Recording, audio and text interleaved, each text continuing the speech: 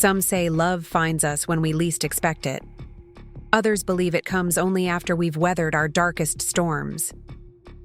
But in Pine Ridge, Montana, folks still talk about how love found Eleanor Matthews, not with whispered sweet nothings or bouquets of roses, but with a broken fence, a sudden blizzard, and a man who saw beauty where others had only seen plainness. Before we jump back in, tell us where you're tuning in from, and if this story touches you, make sure you're subscribed, because tomorrow, I've saved something extra special for you. The chalk dust caught in the afternoon sunlight as Eleanor Matthews erased the blackboard. Her students had left an hour ago, rushing into the crisp October air with shouts and laughter that still echoed in the empty classroom. Through the schoolhouse window, she could see the mountains that ringed Pine Ridge, their peaks already dusted with the first snow of the season. 32 years old, and already the children called her Old Miss Matthews behind her back. She didn't blame them. In a town where most women were married by 20, her plain black dresses and sensible shoes marked her as something different, something forgotten. Eleanor, Ellie to the few who had earned the right, tucked a strand of brown hair behind her ear and gathered her lesson plans. 2 years since Robert had passed, taken by pneumonia one bitter February night, leaving her with nothing but memories and a teaching position that barely covered the rent on her small cottage at the edge of town. The floorboards creaked beneath her feet as she collected her worn leather satchel. Principal Wilson had left a note on her desk that morning. Enrollment was down. The town council was considering changes to the teaching staff. The words weren't direct, but the meaning was clear enough. Pine Ridge was losing patience with the widow who couldn't seem to move forward with her life. The walk home took her past the general store, where Victor Hawkins stood sweeping the porch, his eyes following her as she passed. Victor owned half the businesses in Pine Ridge and had made no secret of his interest since Robert's passing, an interest that had nothing to do with Ellie herself and everything to do with the small plot of land her cottage sat on, the last piece of property. On Main Street, he didn't control. "Evening, Mrs. Matthews," he called, his voice carrying down the quiet street. "Mighty cold for October. Might be we're in for a hard winter." Ellie nodded, not slowing her pace. "Good evening, Mr. Hawkins. Thought any more about my offer?" he asked, leaning on his broom. "That cottage must get awful lonely. Woman like you needs security, especially with the school board looking to make cuts." So he'd heard about that already. News traveled fast in Pine Ridge. "I'm quite content as I am, thank you," she replied, the familiar words stiff on her lips. Victor's smile didn't reach his eyes. "Content is a luxury, Mrs. Matthews. Practical is what keeps a roof over your head." She didn't reply, just clutched her satchel tighter and continued down the street, feeling his gaze on her back until she turned the corner. Her cottage appeared the same as always, white paint peeling around the window frames, the small garden now dormant for winter, smoke curling from the chimney where Grace Sullivan had likely started a fire before heading home. Grace cleaned, for her once a week, the only luxury Ellie allowed herself, and today was Thursday. Inside, the warmth embraced her, along with the scent of fresh bread. Grace had baked again, despite Ellie insisting she didn't have to. A note sat propped against a loaf on the kitchen table. "Heard Wilson's got the council breathing down his neck. Don't you worry. They'd be fools to let you go. Grace." Ellie sank into a chair, suddenly exhausted. The council wouldn't see it that way. Pine Ridge valued tradition above all else, and tradition said a woman her age should be focused on home and family, not standing alone in a classroom. Robert had been respected as the town's history teacher. His wife had been tolerated as his replacement. But patience was wearing thin. The knock at her door came as she was slicing Grace's bread for dinner. 3 sharp raps, too forceful to be Grace returning for something forgotten. When she opened the door, Sheriff Ben Thompson stood on her porch, hat in hand, looking uncomfortable. "Evening, Ellie," he said, using her first name as he always had, having been Robert's friend since boyhood. "Sorry to disturb you, but there's been some trouble out at Evergreen Ranch." Ellie frowned. Evergreen Ranch lay 5 miles outside. Town, the largest cattle operation in the county, owned by Daniel Cooper. She'd never met the man. He'd moved to Pine Ridge 3 years ago while she and Robert were back east visiting Robert's ailing mother. By the time they'd returned, Daniel Cooper had established himself as a man who preferred his privacy, rarely coming into town except for occasional business. "What does that have to do with me?" she asked. Ben shifted his weight. "One of Cooper's men rode in an hour ago. Seems they had an accident out there. Man got thrown from his horse, hit his head pretty bad. Cooper's asking for someone who can read and write well enough to take down some important papers while he tends to his ranch hand. Surely there are others? Most folks are at the harvest dance tonight. You know how it is." She did know. Another community event she hadn't attended? Another night of sidelong glances and whispered comments about poor Eleanor, still wearing black 2 years on. "Mr. Cooper specifically mentioned the schoolteacher," Ben added. "Said he'd pay well for the trouble. The money would help. With winter coming and her position uncertain, she couldn't afford to refuse." "Let me get my coat," she said. The ride to Evergreen Ranch was silent. Ben wasn't much for conversation, and Ellie was lost in her own thoughts as they traveled the winding road that led away from Pine Ridge and into the foothills. The sun was setting by the time they arrived, casting long shadows across the sprawling ranch house and outbuildings. Evergreen Ranch was larger than Ellie had imagined.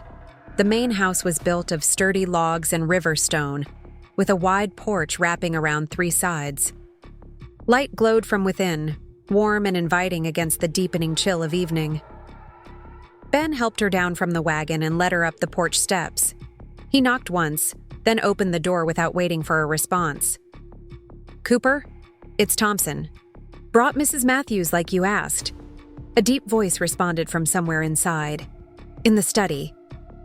Ben gestured for her to follow him through the main room, furnished with leather and dark wood, past a massive stone fireplace, and down a short hallway to a door standing half open. Daniel Cooper stood with his back to them, leaning over a large desk covered with papers. He turned as they entered, and Ellie's first thought was that the gossip hadn't done him justice. The women of Pine Ridge talked about the wealthy rancher, as if he were some kind of folk hero, tall, handsome, and mysteriously single despite being the most eligible bachelor in 3 counties. They weren't wrong. Daniel Cooper stood well over 6 feet, with broad shoulders and the kind of strength that comes from work rather than leisure.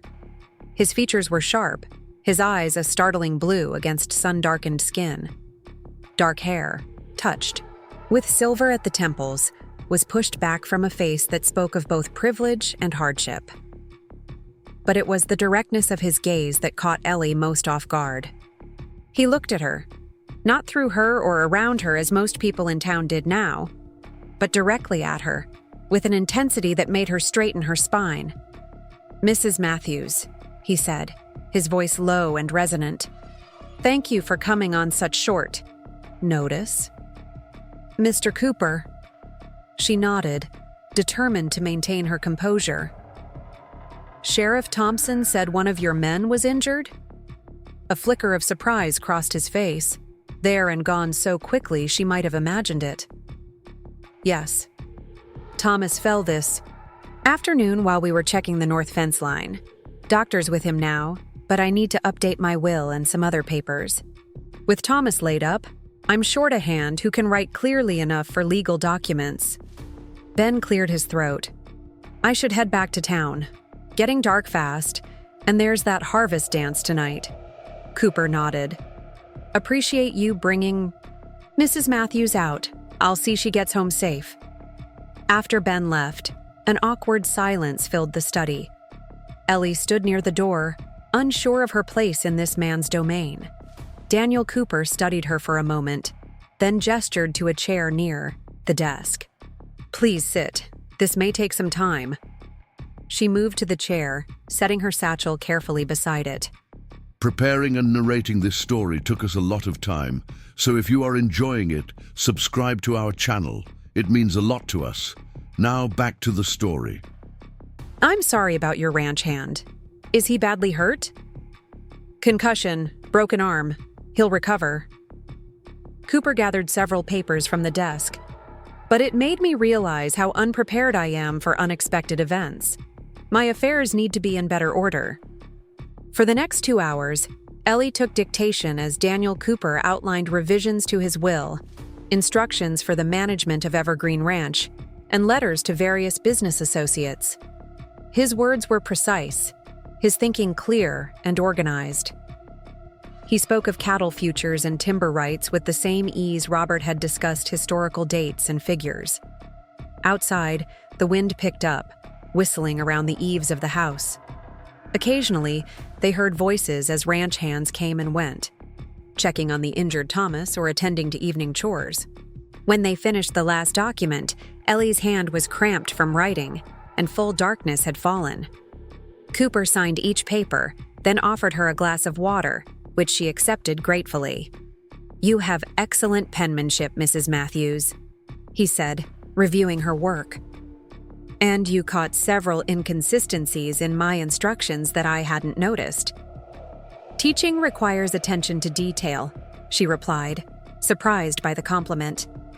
He nodded, then moved to the window, looking out into the darkness. "The wind's coming down from the mountains now. There's a storm moving in faster than expected." He turned back to her. "I'm afraid I can't take you back to town tonight. It wouldn't be safe." Ellie tensed. "Surely it can't be that bad. I need to prepare for tomorrow's lessons." "Look for yourself." He gestured to the window. She moved beside him and peered out. Snow was already falling heavily, blanketing the yard in white, the flakes driven sideways by gusting wind. Even as she watched, the outbuildings began to disappear behind a veil of white. "October blizzards hit hard and fast," Cooper said. "We could have 2 feet by morning." The thought of staying the night at Evergreen Ranch, alone with this stranger, and his ranch hands sent a flicker of unease through her. What would people say? A widow spending the night at a bachelor's home was the kind of gossip that could cost her what little standing she had left in Pine Ridge. As if reading her thoughts, Cooper spoke again. "Mrs. Sullivan is here. She cooks for the ranch 3 days a week. You know her, I believe?" Relief washed through Ellie. Grace. Of course. She'd mentioned working at a ranch outside town, but Ellie hadn't realized it was Evergreen. "Yes, she cleans for me on Thursdays." "Then you'll have a familiar face. I've had a guest room prepared. When the road's clear tomorrow, I'll take you back myself." The guest room was small but comfortable, with a patchwork quilt on the bed, and a small fireplace already lit against the growing cold. Grace appeared with a nightgown and robe, her round face creased with concern. "Quite the surprise finding you here," she said, setting the borrowed clothes on the bed. "But I'm glad you're not trying to get back to town in this weather. It's turning into a real howler out there." Ellie sank onto the edge of the bed. "What will people say, Grace? You know how Pine Ridge talks." Grace snorted. "Let them talk. Better that than you freezing to death in a ditch somewhere. Besides," she added with a sly smile, "might do your reputation some good to be linked with Daniel Cooper rather than mourning Robert forever." Grace. "Oh, don't look so scandalized. I've worked for the man for 3 years. He's a good one, Ellie. Not like most." After Grace left, Ellie changed into the borrowed nightgown and stood by the window, watching the snow transform the world. Outside, the storm had turned the familiar into something alien and beautiful, much like this unexpected detour in her carefully ordered life. She thought of Daniel Cooper's direct gaze, so different from the pitying looks she received in town. He had seen her as a person, not as poor widow Matthews, or plain Ellie, or any of the other labels Pine Ridge had assigned her. It was a small thing, perhaps, but as she slipped beneath the quilt and listened to the storm rage outside, it felt significant in ways she wasn't yet ready to examine. Morning brought silence, the profound hush that follows heavy snow. Ellie woke to sunlight streaming through the window. reflecting off a world transformed into shades of blinding white. As Cooper had predicted, the snow lay deep around the ranch house, drifting against walls and turning fence posts into strange sculptures. She dressed in yesterday's clothes, smoothing the wrinkles as best she could, and made her way to the main part of the house. The scent of coffee and cooking led her to the kitchen, where Grace stood at the stove, turning bacon in a cast iron skillet. "Good morning, sunshine," Grace called cheerfully. "Sleep well?" "Better than I expected," Ellie admitted. "Has anyone been able to get through to town? My students—" Ben sent word by one of Cooper's men who went out at first light. "School's canceled today. Half the town is snowed in." Grace set a plate of eggs and bacon before her. "Eat? Daniel's already been out checking the livestock since dawn." As if summoned by his name, the door opened, and Daniel Cooper stomped in, bringing with him a blast of cold air and the scent of snow and pine. He'd shed his heavy coat somewhere, but his flannel shirt and denim pants were dusted with melting snow. His cheeks were reddened from the cold, his eyes startlingly blue against his wind-burned face. "Mrs. Matthews."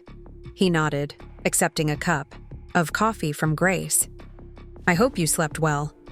"I did, thank you. And please call me Eleanor." Something in his expression shifted, softened perhaps. "Eleanor, then. And I'm Daniel." Grace bustled between them, refilling coffee cups and offering more food than either could possibly eat. Daniel accepted a plate and sat across from Ellie, at the kitchen table, his movements precise and controlled despite his size. "The road to town should be clear by midday," he said between bites. "I've sent men ahead with shovels to help clear the worst drifts." "That's very kind of you," Ellie replied. "I don't want to impose any further on your hospitality." Daniel studied her over the rim of his coffee cup. "It's no imposition.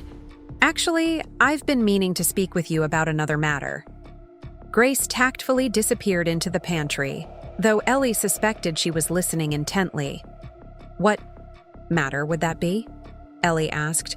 "I understand you might be losing your position at the school." She stiffened. "News travels quickly." "Small communities?"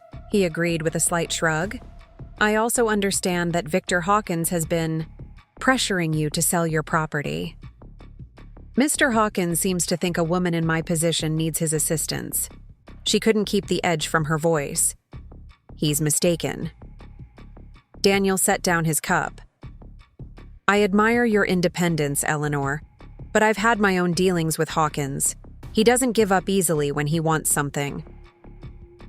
"And what does this have to do with you, Mr. Cooper?"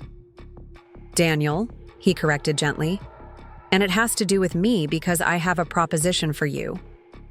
Her spine straightened. "If you're about to suggest what Mr. Hawkins has repeatedly suggested—" "I'm not Hawkins," he interrupted, a flash of something hard and cold in his eyes.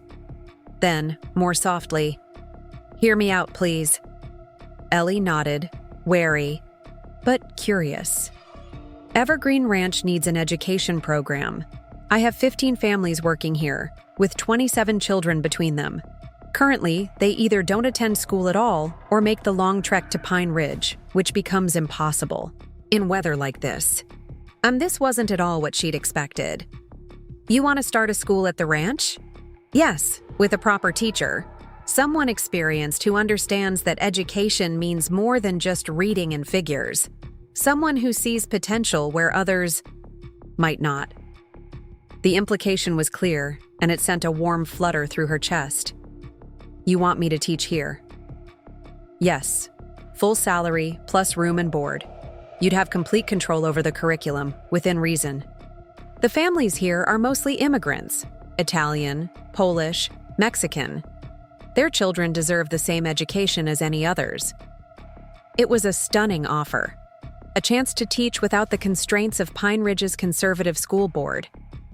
A way to keep her independence without the constant battle against Victor Hawkins's schemes. "What about my cottage? I can't simply abandon it." "You wouldn't have to sell. Keep it as your own. Use it when you visit town. Or lease it and have the additional income." He leaned forward slightly. "Eleanor, I've heard how you teach. How you make history come alive for your students. How you see them as individuals, not just empty vessels to be filled with facts. That's what I want for the children here." She should have been flattered, should have been grateful. Instead, suspicion bloomed. "How would you know how I teach? You've never set foot in my classroom." Daniel had the grace to look slightly abashed. "Thomas's younger brother is in your class, Sammy Winters. He talks about you constantly, says, you're the only teacher who doesn't treat him differently because his family works at the rich man's ranch."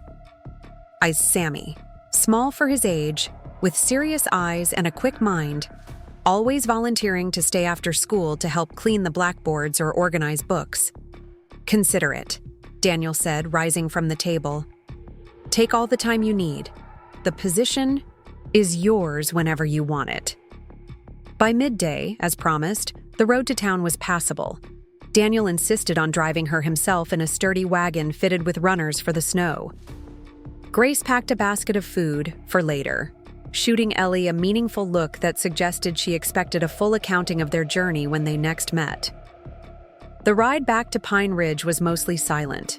Ellie was lost in thought, weighing the unexpected offer against her life in town. Daniel seemed content to let her think, focusing on guiding the horses through the deepest drifts, occasionally pointing out landmarks nearly hidden by snow. As they crested the final hill before town, Daniel slowed the horses. Below them, Pine Ridge lay like a picture postcard, smoke rising from chimneys, the main street already partially cleared of snow. "Thank you," Ellie said suddenly. "Not just for the offer, but for seeing me as something more than the widow Matthews." Daniel's gaze was steady, those remarkable blue eyes holding hers. "I see you as Eleanor, a woman of intelligence and principle. Nothing more or less than that." Something shifted between them in that moment. Not romance, not yet, but recognition. Two people who had perhaps found in each other something they hadn't realized they were searching for. As they descended into town, Ellie knew that whatever she decided about Daniel's offer, nothing would be quite the same again. For the first time since Robert's death, she felt the stirring of possibility, of a future not defined by what she had lost, but by what she might yet find. And this was just the beginning of Eleanor and Daniel's story. A story of second chances and seeing beyond appearances. A story that would change not just their lives, but the lives of everyone in Pine Ridge. If this story touched your heart, make sure to like and subscribe. Share in the comments if you've ever found love or purpose when you least expected it. And remember to tune in tomorrow for the next chapter in Eleanor and Daniel's journey, where we'll discover just how far Victor Hawkins will go to get what he wants, and how a woman once called too plain will find the courage to stand against a town's judgment. The guest room was small but comfortable, with a patchwork quilt on the bed and a small fireplace already lit against the growing cold. Grace appeared with a nightgown and robe, her round face creased with concern. "Quite the surprise. Finding you here?" she said, setting the borrowed clothes on the bed. "But I'm glad you're not trying to get back to town in this weather. It's turning into a real howler out there." Ellie sank onto the edge of the bed. "What will people say, Grace? You know how Pine Ridge talks." Grace snorted. "Let them talk. Better that than you freezing to death in a ditch somewhere.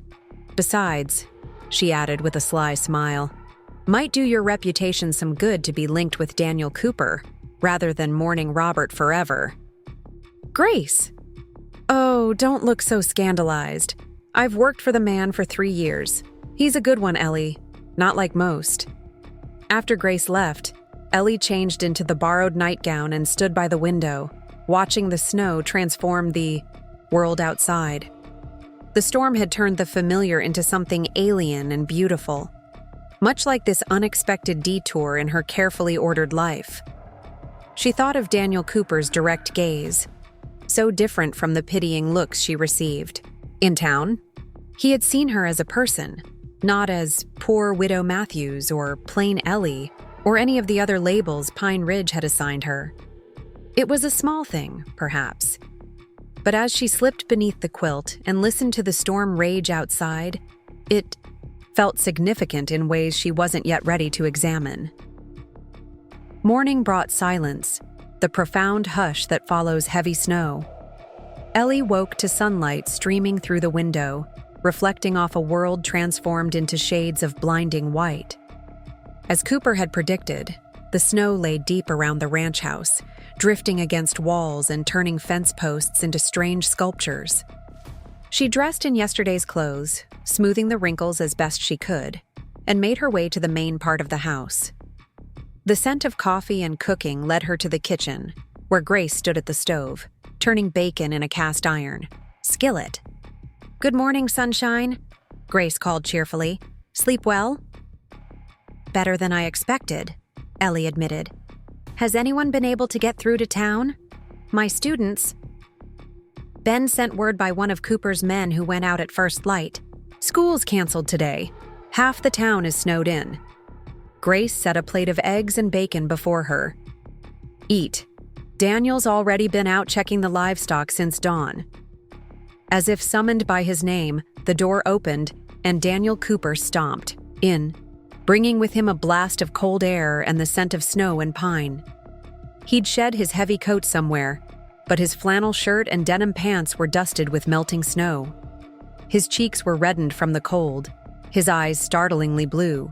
Against his wind-burned face, "Mrs. Matthews," he nodded, accepting a cup of coffee from Grace. "I hope you slept well." "I did, thank you. And please, call me Eleanor." Something in his expression shifted, softened perhaps. "Eleanor, then. And I'm Daniel."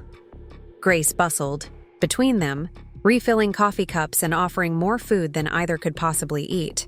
Daniel accepted a plate and sat across from Ellie at the kitchen table, his movements precise and controlled despite his size. "The road to town should be clear by midday," he said between bites. "I've sent men ahead with shovels to help clear the worst drifts." "That's very kind of you," Ellie replied. "I don't want to impose any further on your hospitality." Daniel studied her over the rim of his coffee cup.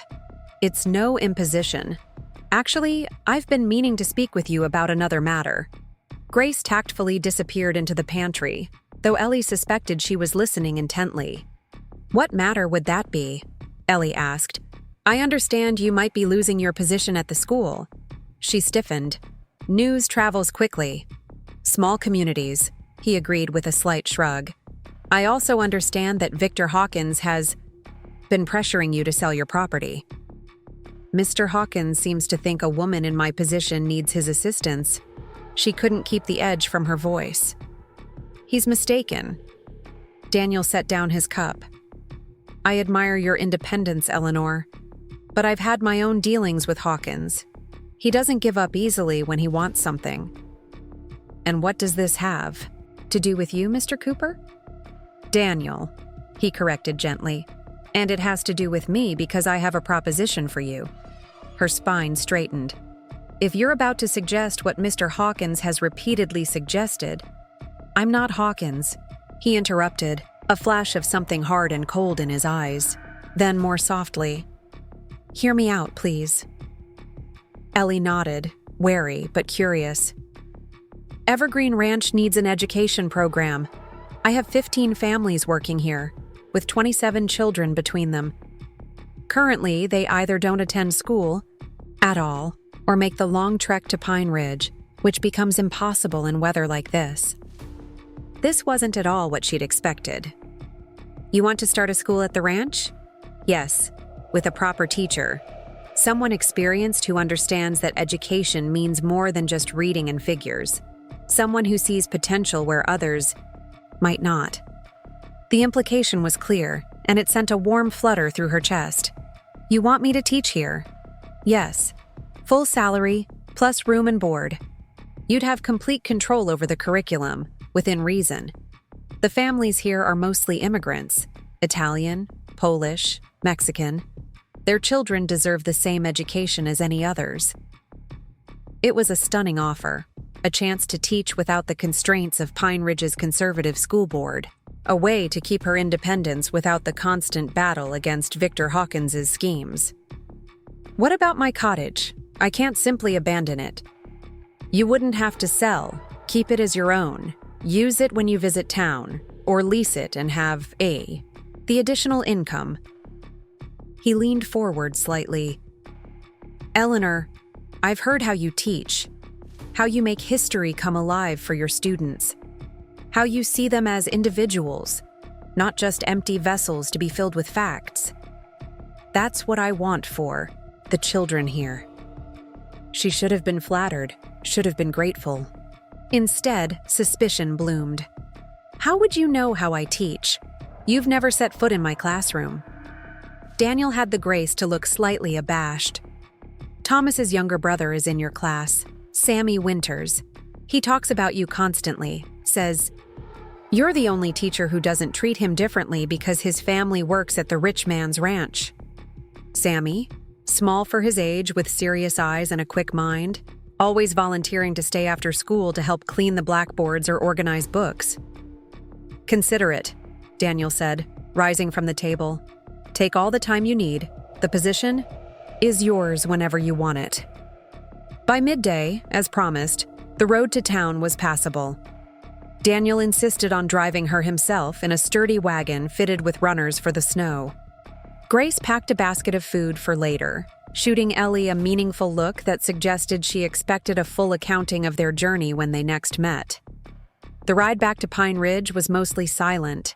Ellie was lost in thought, weighing the unexpected offer against her life in town. Daniel seemed content to let her think, focusing on guiding the horses through the deepest drifts, occasionally pointing out landmarks nearly hidden by snow. As they crested the final hill before town, Daniel slowed the horses. Below them, Pine Ridge lay like a picture postcard, smoke rising from chimneys, the main street already partially cleared of snow.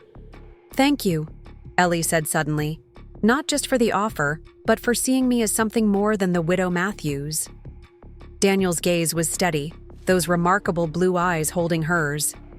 "I see you as Eleanor, a woman of intelligence and principle. Nothing more or less than that." Something shifted between them in that moment. Not romance, not yet, but recognition. Two people who had perhaps found in each other something they hadn't realized they were searching for. Pine Ridge greeted their arrival with curious stares. Word of Ellie's overnight stay at Evergreen Ranch had clearly preceded them, carried by Ben Thompson or one of Daniel's men who had come to town earlier. As Daniel helped her down from the wagon in front of her cottage, she could see curtains, twitching in neighboring houses, faces peering out with undisguised interest. "I imagine I've given the town something new to talk about," she said quietly. Daniel's expression was unreadable. "Would it help if I looked less presentable?" He ran a hand through his hair, deliberately mussing it. "Or perhaps I could stumble. A bit? Give them a real show." The unexpected humor caught her off guard and she laughed, a sound she'd almost forgotten she could make. It felt good, like stretching a long unused muscle. "I think we've given them enough to speculate about already," she replied. "But thank you for the offer." He nodded, then handed her Grace's basket. "Think about what I said, about the teaching position." "I will." He tipped his hat and returned to the wagon, the eyes of Pine Ridge following his every move. Ellie hurried inside, closing the door firmly behind her, shutting out the prying gazes of her neighbors. Her cottage felt smaller, somehow as if her brief stay at Evergreen Ranch had changed her perception of her own space. She moved through the familiar rooms, setting down Grace's basket, hanging up her coat, lighting the stove that had gone cold in her absence. Daniel's offer circled in her mind as she went about these tasks. A school at Evergreen Ranch. Complete. Curricular freedom. Children who needed education regardless of their backgrounds. It was everything she believed in. Everything she had tried to bring to her classroom in Pine Ridge, often against the wishes of Principal Wilson and the town. "Counsel." A knock at the door interrupted her thoughts. She opened it to find Margaret Wilson herself standing on the porch, wrapped in a heavy wool coat, her thin face pinched with what might have been concern, but looked more like disapproval. "Eleanor," she said stiffly. "May I come in?" Ellie stepped back, allowing the principal to enter. Margaret Wilson had once been Robert's boss and had reluctantly become Ellie's after his death. She was a fair woman in most respects, but deeply traditional in her views of how women, particularly widows, should conduct themselves. "I wanted to check that you were all right," Margaret said, removing her gloves but not her coat, suggesting she didn't plan to stay long. "Sheriff Thompson told us about the accident at Evergreen Ranch and then the storm." "I'm fine, thank you," Ellie replied. Mr. Cooper and his staff were very hospitable. Margaret's lips thinned. "Yes, I imagine they were." She surveyed the cottage with a critical eye. "Eleanor, I feel I must speak frankly. There has been talk. There's always talk in Pine Ridge. This is different. The council was already concerned about your situation. A young widow living alone, teaching impressionable children. And now this overnight stay at a bachelor's home. During a blizzard," Ellie interrupted, a hardness entering her voice. "Would you have preferred I risked my life trying to return to town?" Margaret sighed. "Of course not. But perception matters, Eleanor, especially for someone in your position." "My position as a teacher, or my position as a widow who refuses to remarry for convenience?" The principal's cheeks flushed. "Both. The council meets tomorrow evening to discuss staffing. For the next term, I've defended you as best I could, but after today's events..." She left the sentence hanging, its implication clear. Ellie's job was in jeopardy, perhaps already lost.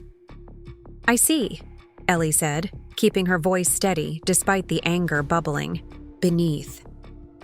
"Is there anything else, Principal Wilson?" Margaret hesitated, then shook her head. "No, I just thought you should be prepared." She moved toward the door, then paused, her hand on the knob. "Robert was well respected in this town, Eleanor. He would have wanted you to be careful with his legacy."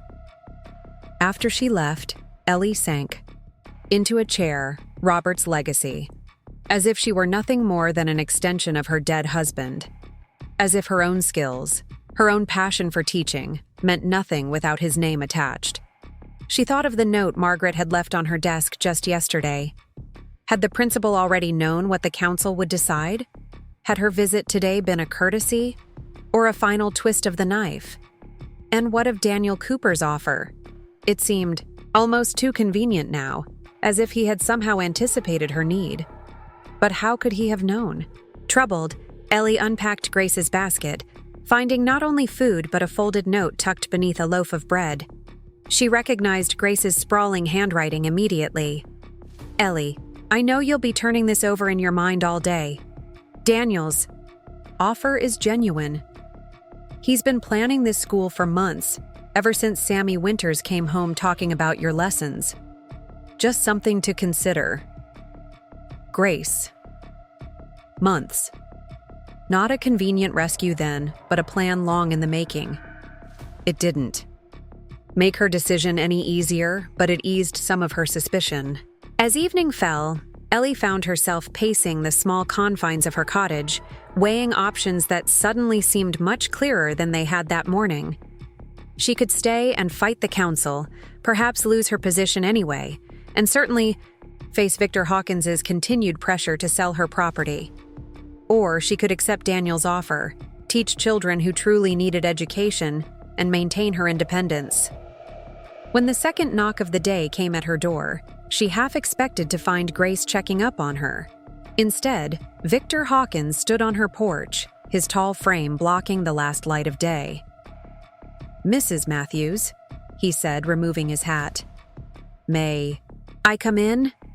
I have a business matter to discuss." Every instinct told her to refuse, but Pine Ridge had strict notions of politeness. Reluctantly, she stepped aside. "I'll be brief," Hawkins said, walking directly to her small sitting room as if he owned it already. He turned to face her. "I understand your position at the school is in jeopardy. News truly did travel fast in Pine Ridge. That's not yet decided." He waved a dismissive hand.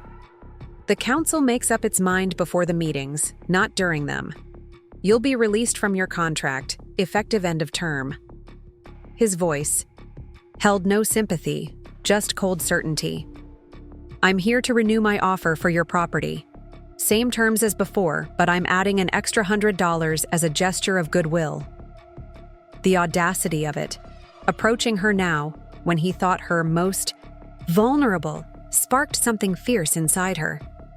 "Mr. Hawkins, I have no intention of selling my home. Not now, not ever." His expression hardened. "Don't be foolish, Eleanor. Without your teaching position, how will you afford to keep it? A woman alone has limited options in Pine Ridge." "I'm aware of my options, Mr. Hawkins. More aware than you might think." He studied her face, something calculating in his gaze. "Does this newfound confidence have anything to do with your stay at Evergreen Ranch? People are talking, you know. People always talk. It rarely matters what they say. It matters when it's your reputation at stake." He stepped closer. "Cooper is not what he seems, Eleanor. There's a reason he keeps to himself, a reason he rarely comes to town." "And what reason would that be?" Hawkins smiled, but it didn't reach his eyes. "Ask him about Chicago. Ask him why he left so suddenly, why he came to Montana of all places. Ask him about the fire." "What fire?" But Hawkins was already moving toward the door. "Just some friendly advice, Mrs. Matthews. Be careful who you trust." He paused, hand on the doorknob. "My offer stands until the end of the week. After that, I can't guarantee the same terms." After he left, Ellie stood in the center of her sitting room, shaken. Hawkins's warning about Daniel could easily be a ploy to undermine her consideration of the teaching position. Yet something in his confidence, in the specific mention of Chicago and a fire, gave her pause. That night, sleep eluded her. She lay awake, staring at the ceiling, her mind cycling between Daniel's offer, Margaret Wilson's thinly veiled warning, and Victor Hawkins's insinuations. By dawn, she had made her decision. She dressed with care, choosing a blue dress she rarely wore, one Robert had always liked. Her hair, usually pulled back in a severe bun, she arranged more softly, allowing a few tendrils to frame her face. Looking in the mirror, she hardly recognized herself. Or rather, she recognized a version of herself she had almost forgotten existed. The walk to the school took her past the general store again. Hawkins was nowhere to be seen, but his clerk, Floyd Miller, watched her pass with undisguised curiosity. No doubt her appearance would be reported to Hawkins before the hour was out. The schoolhouse was quiet, the children still at home due to the lingering effects of the storm. She found Principal Wilson in her office, writing correspondence. "Eleanor," Margaret said, surprise evident in her voice as she took in Ellie's changed appearance. "I wasn't expecting you today." "I wanted to speak with you before the council meeting," Ellie replied, taking the seat across from Margaret's desk without waiting for an invitation. "I'm resigning my position, effective immediately." Margaret blinked. See? May I ask why?" "I've accepted another teaching opportunity, one that better aligns with my educational philosophy. In the middle of the term? That's highly irregular, Eleanor. And where would this position be?" Ellie met her gaze steadily. "At Evergreen Ranch. Mr. Cooper is establishing a school for the children of his workers." Margaret's face went through a rapid series of expressions: surprise, understanding, and finally, a strange mixture of disapproval and respect. "I see," she said again. "That was quick work, even for Daniel Cooper." "The offer was made before yesterday," Ellie clarified. "I needed time to consider it. Your visit yesterday helped clarify my decision." The principal had the grace to look uncomfortable. The council's concerns weren't entirely without merit, Eleanor. A teacher must be above reproach. And a woman must know her place? Ellie stood. I'll collect my personal items from the classroom. The school books and supplies, of course, belong to the district. Of course, Margaret murmured, watching. Ellie with a new wariness. Will you be keeping your cottage, or has Cooper made an offer for that as well? The cottage remains mine, Ellie replied, though I expect Mr. Hawkins will be disappointed to hear it. As she turned to leave, Margaret called after her. Eleanor, wait. She paused, one hand on the doorframe. What Victor said about Chicago, about the fire, it's not the whole story. Ellie turned back slowly. You know what he was referring to? Margaret hesitated, then nodded. There was a fire at one of Cooper's buildings in Chicago 5 years ago. 3 people died. The newspapers blamed him, said he'd cut corners on safety to save money. Was it true? No. The investigation cleared him completely. It was a faulty boiler, installed by a subcontractor without Cooper's knowledge. But by then, the damage to his reputation was done. She paused. Victor knows this. He's just hoping you don't. Ellie absorbed this information, fitting it into what she already knew of both men. Why are you telling me this? Margaret's face softened slightly. Because whatever the council thinks about your personal choices, you've been a good teacher. Eleanor, better than most. The children at Evergreen Ranch will be fortunate to have you. It was the closest thing to a blessing Ellie could have hoped for from the principal. Thank you, Margaret. Don't thank me yet, Margaret replied, a faint smile touching her lips. Wait until you see what the town makes of this news. What the town made of it became evident as Ellie walked back to her cottage, her arms filled, with the books and personal items she'd collected from her classroom. Curious glances followed her progress down Main Street. By the time she reached the general store, Victor Hawkins was standing on the porch again, as if he'd been waiting for her. Moving out so soon, Mrs. Matthews? He called, his voice carrying down the street. I hadn't realized your financial situation was quite so desperate. She paused, adjusting her grip on her belongings. Not desperate at all, Mr. Hawkins. Just accepting a better position. He stepped closer, lowering his voice. With Cooper? I warned you about him, Eleanor. Yes, you did. I made some inquiries of my own. She met his gaze directly. Margaret Wilson seems to think the Chicago story isn't quite as damning as you suggested. His face hardened. Margaret Wilson is a fool who's always had a soft spot for outsiders. Cooper might have fooled the investigators, but people died in that fire. Their blood is on his hands. And what's on yours, Mr. Hawkins? She asked quietly. How many families have lost their homes because of your business matters? His eyes widened slightly, and she knew she'd struck closer to truth than she'd intended.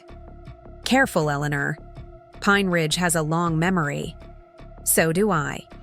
She began walking again, then paused and turned back. Oh, and Mr. Hawkins? My cottage is still not for sale. Not to you, not to anyone. She continued home, feeling his glare boring into her back. But for the first time since Robert's death, the weight of Pine Ridge's judgment felt lighter, almost inconsequential. By accepting Daniel's offer, she had chosen a path that led away from the suffocating expectations of the town. It wasn't freedom, exactly. She would still be dependent on Daniel Cooper in ways that made her uncomfortable. But it was a step towards something of her own choosing. At her cottage, she found an unexpected visitor waiting on her porch. Grace. Sullivan sat on the steps, a knowing smile spreading across her round face as Ellie approached. Well, Grace said, taking in the books in Ellie's arms, I see you've made your decision. Ellie nodded. I have, though I'm not entirely sure it's the right one. Grace rose, taking some of the books from Ellie's arms. The right decisions rarely feel comfortable, my dear. That's how you know they're changing something important. Inside, Grace helped her pack, offering practical advice about what to bring to the ranch and what could remain in the cottage. As they worked, Ellie found herself voicing the concern that had been growing since her conversation with Hawkins. "Do you think I'm being naive, Grace? Trusting Daniel so quickly?" Grace paused in folding a dress. "Do you trust him, or do you trust his offer?" "I'm not sure I know the difference. The offer is a teaching position with good pay and independence. That's straightforward enough.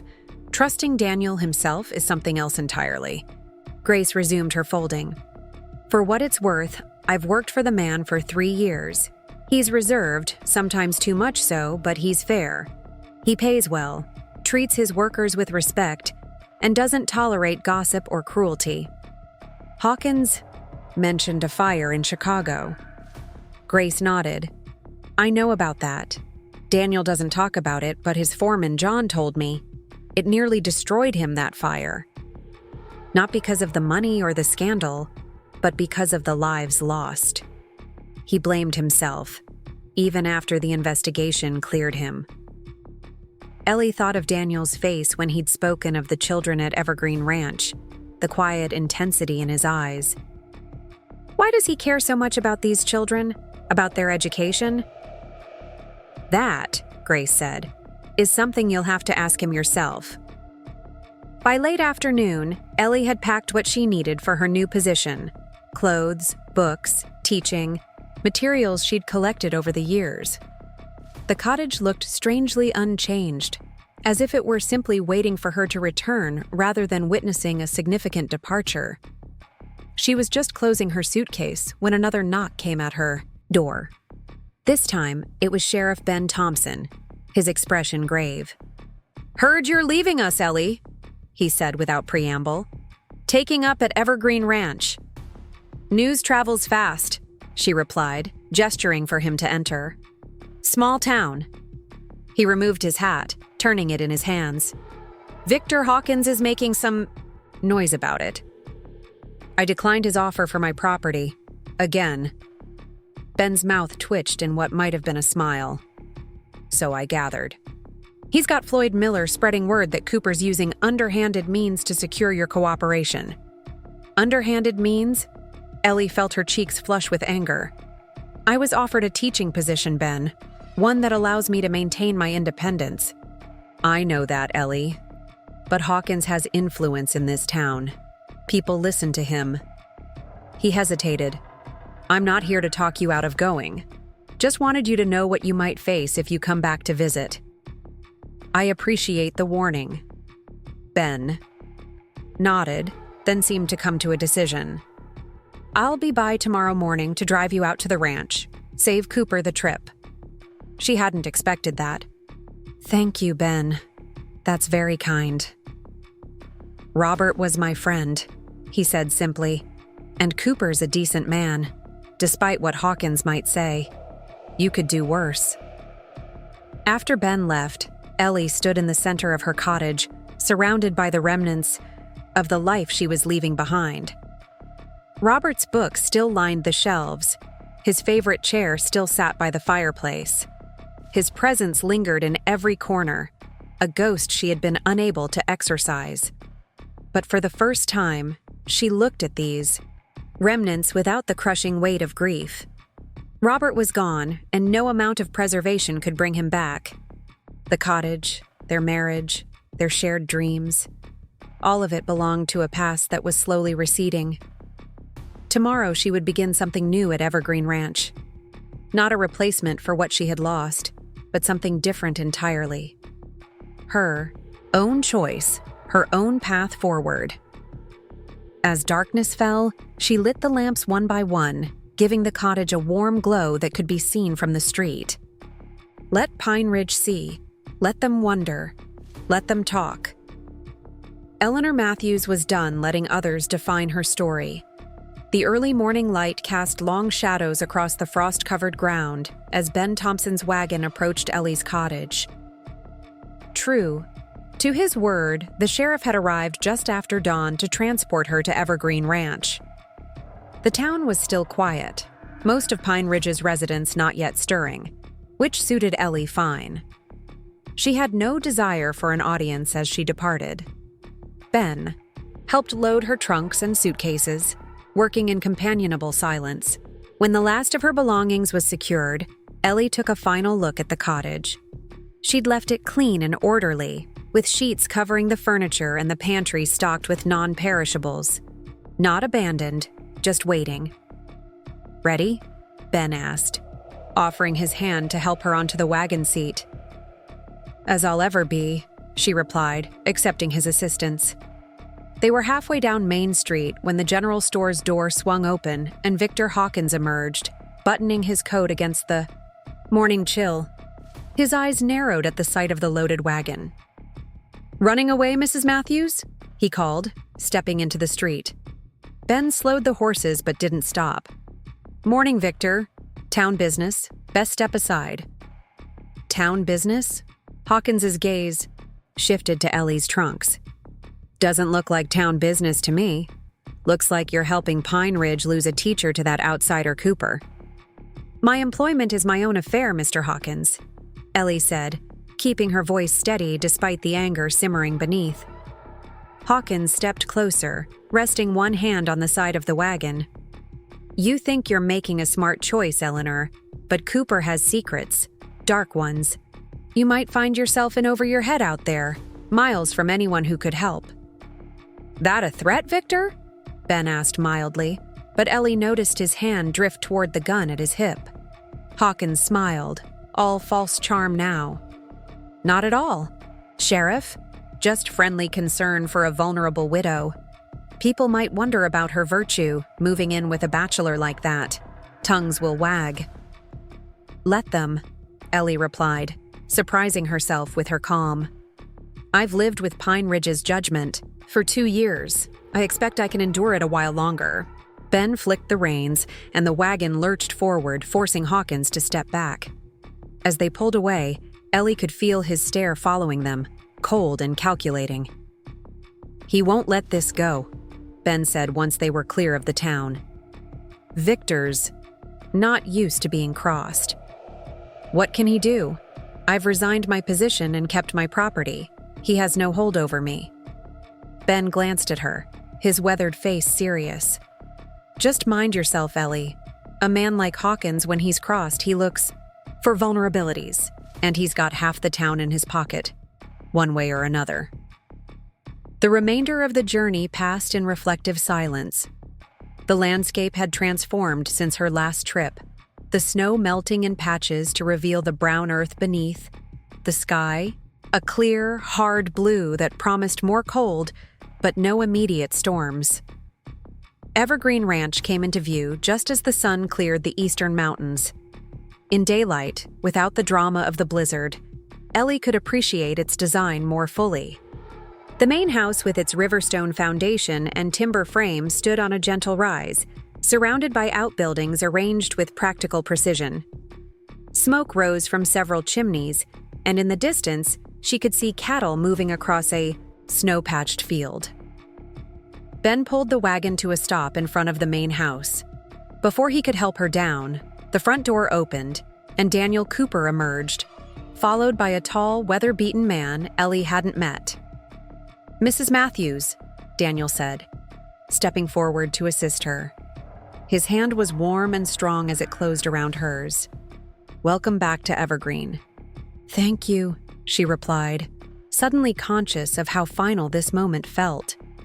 She was no longer a visitor caught in a storm, but someone who had chosen to be here. "I hope I'm not arriving too early." "Not at all. We've been up for hours," nodded to the man beside him. "This is John Reeves, my foreman. John, Mrs. Eleanor Matthews, our new teacher." John Reeves had the leathery complexion of a man who'd spent decades in sun and wind. His handshake was firm, his assessment of her direct but not unkind. "Ma'am, heard good things about your teaching. My boys will be in your class, Jamie and Michael." "I look forward to meeting them," Ellie said, warming to his straightforward manner. Ben handed down her smaller bags before beginning to unload the trunks.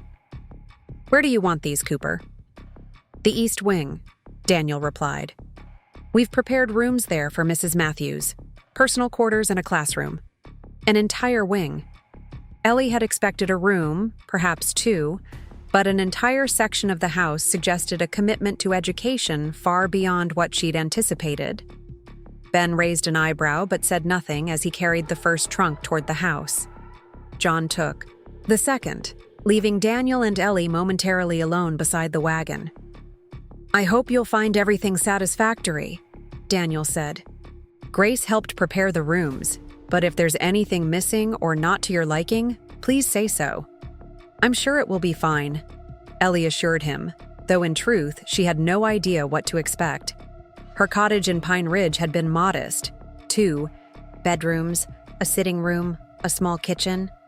The idea of an east wing was rather daunting. Daniel studied her face, perhaps reading her uncertainty. "It's not too late to change your mind, Eleanor. If you're having second thoughts—" "I'm not," she interrupted, more firmly than she'd intended. Then, softer. "I'm not. This is my choice." Something in his expression shifted. Relief, perhaps, or approval. He offered his arm. "Then allow me to show you to your new home." The east wing of the main house proved to be a connected structure, joined to the main building by a short enclosed walkway. It had clearly been designed as separate living quarters, with its own entrance and a small covered porch. Inside, Ellie found a sitting room furnished with comfortable chairs, bookshelves, and a desk positioned to catch the morning light. Beyond that, a bedroom with a 4-poster bed and a wardrobe of polished oak.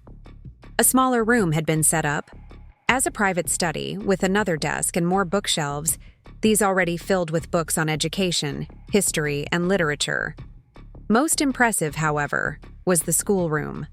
Taking up the entire north end of the wing, it featured large windows. On 3 sides, flooding the space with natural light. A blackboard covered most of the 4th wall. Simple desks, clearly new, the wood still smelling of sawdust and varnish, were arranged in rows facing a teacher's desk on a small raised platform. At the back of the room stood cabinets filled with supplies, chalk, slates, pencils, paper, books. So many books. Readers for various levels, mathematics texts, histories, geographies, even volumes of poetry and collections of folktales from around the world. "This is—" Ellie trailed off, unable to find words adequate to her astonishment.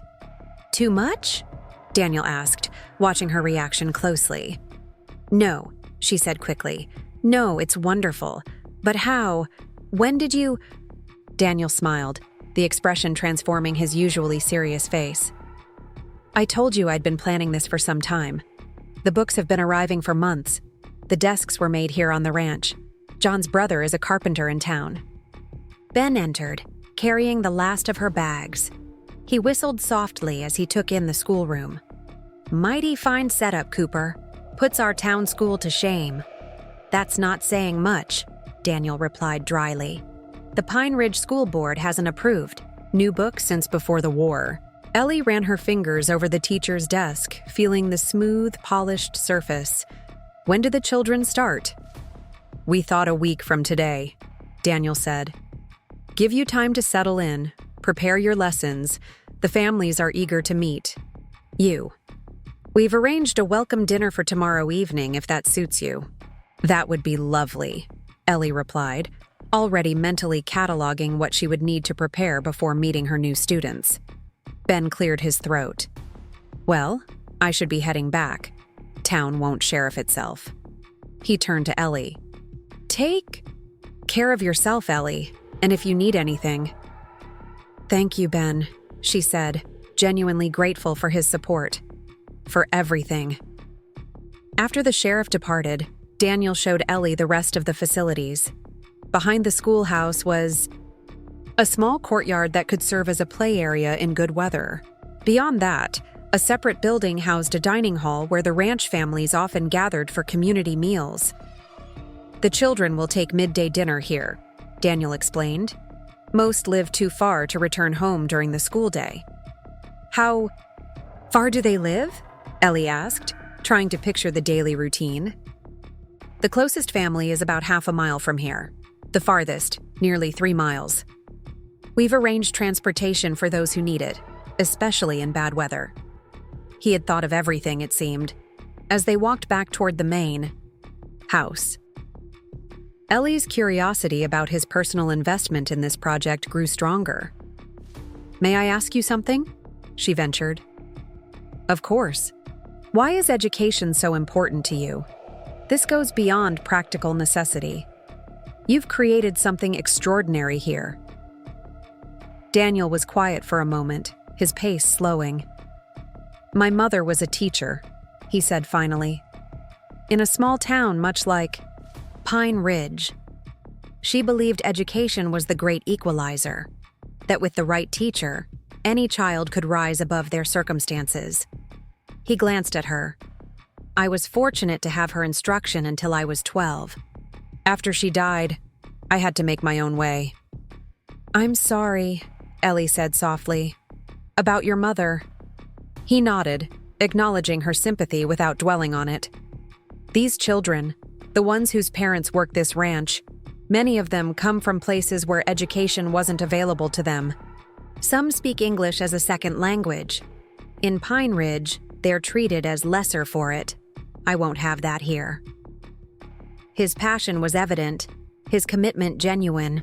Whatever Victor Hawkins might insinuate about Daniel Cooper's character, Ellie couldn't doubt his dedication to providing these children with opportunities he himself had valued. "What about you?" Daniel asked as they reached the main house. "Why teaching? You could have chosen an easier path after Robert's death." The question caught her off guard. Few people in Pine Ridge had ever asked why she taught, assuming it was merely a convenient occupation for a widow. "I love it," she said simply. "Watching a child grasp a new concept, seeing their world expand with each lesson, there's nothing quite like it." She smiled, remembering specific moments from her classroom. "I had a student last year, a girl who'd never spoken above a whisper. We were studying ancient Egypt, and something about the pyramids captured her imagination. By the end of the unit, she was standing in front of the class, explaining hieroglyphics to her classmates in the clearest, most confident voice." Daniel's expression softened. "That's why you're here, Eleanor. Not just because you need a position, but because these children need someone who sees them as you see your students." The sincerity in his voice stirred something in her. A recognition, perhaps, of a kindred spirit in an unexpected place. Grace appeared at the main house door, breaking the moment. "Lunch is ready," she called. "And don't think I didn't notice neither of you ate breakfast, what with all the excitement." The rest of the day passed in a blur of activity. Ellie unpacked her belongings, arranged her new quarters to her liking, and began reviewing the books and supplies available for her lessons. Grace brought tea in the afternoon, staying to chat about the families whose children would soon be in Ellie's care. "The Rossis have 4 children, all boys," Grace explained, helping Ellie organize readers by level. "Giuseppe, he goes by Joe, works as a blacksmith for the ranch. His wife, Maria, makes the best bread you've ever tasted. Their oldest, Tony, is 17, almost too old for school, but smart as a whip with numbers." Ellie made mental notes as Grace continued, describing the Mexican family whose father managed the cattle breeding program, the Polish brothers who handled the ranch's horses, and the assortment of American families who filled various roles at Evergreen. "What about Thomas?" Ellie asked, remembering the injured ranch hand. "And his brother Sammy?" "Thomas is doing better. Doctor says he can start light duties next week. Sammy's beside himself with excitement about having you for a teacher here. That boy thinks you hang the moon." Ellie smiled, touched by the child's regard. "He's a bright boy, always asking questions about the world beyond Pine Ridge. Daniel says that's what makes a good student, curiosity that can't be satisfied." Grace gathered up the empty teacups. "Speaking of Daniel, he asked if you'd join him for dinner tonight, in the main house." says there are curriculum matters to discuss. But if you're too tired from the move, no, that would be fine, Ellie replied, ignoring the knowing look in Grace's eyes. What time? 7. And Ellie. Grace hesitated. You might consider wearing that blue dress you packed, the one with the lace collar. It brings out your eyes. Before Ellie could protest that this was a professional dinner, not a social engagement, Grace had whisked herself out the door, leaving only the faint scent of cinnamon and a suggestive smile behind. Alone in her new quarters, Ellie took stock of the dramatic changes the day had brought. 24 hours ago, she had been packing to leave a town that had never truly accepted her, heading toward an uncertain future at Evergreen Ranch. Now, she stood in rooms more spacious and well-appointed than any she'd occupied before, preparing to teach children who needed her skills, supported by a man whose commitment to education matched her own. It felt almost too fortunate, raising the specter of disappointment that had shadowed her since Robert's death. Good things, she had learned, could be taken away in an instant.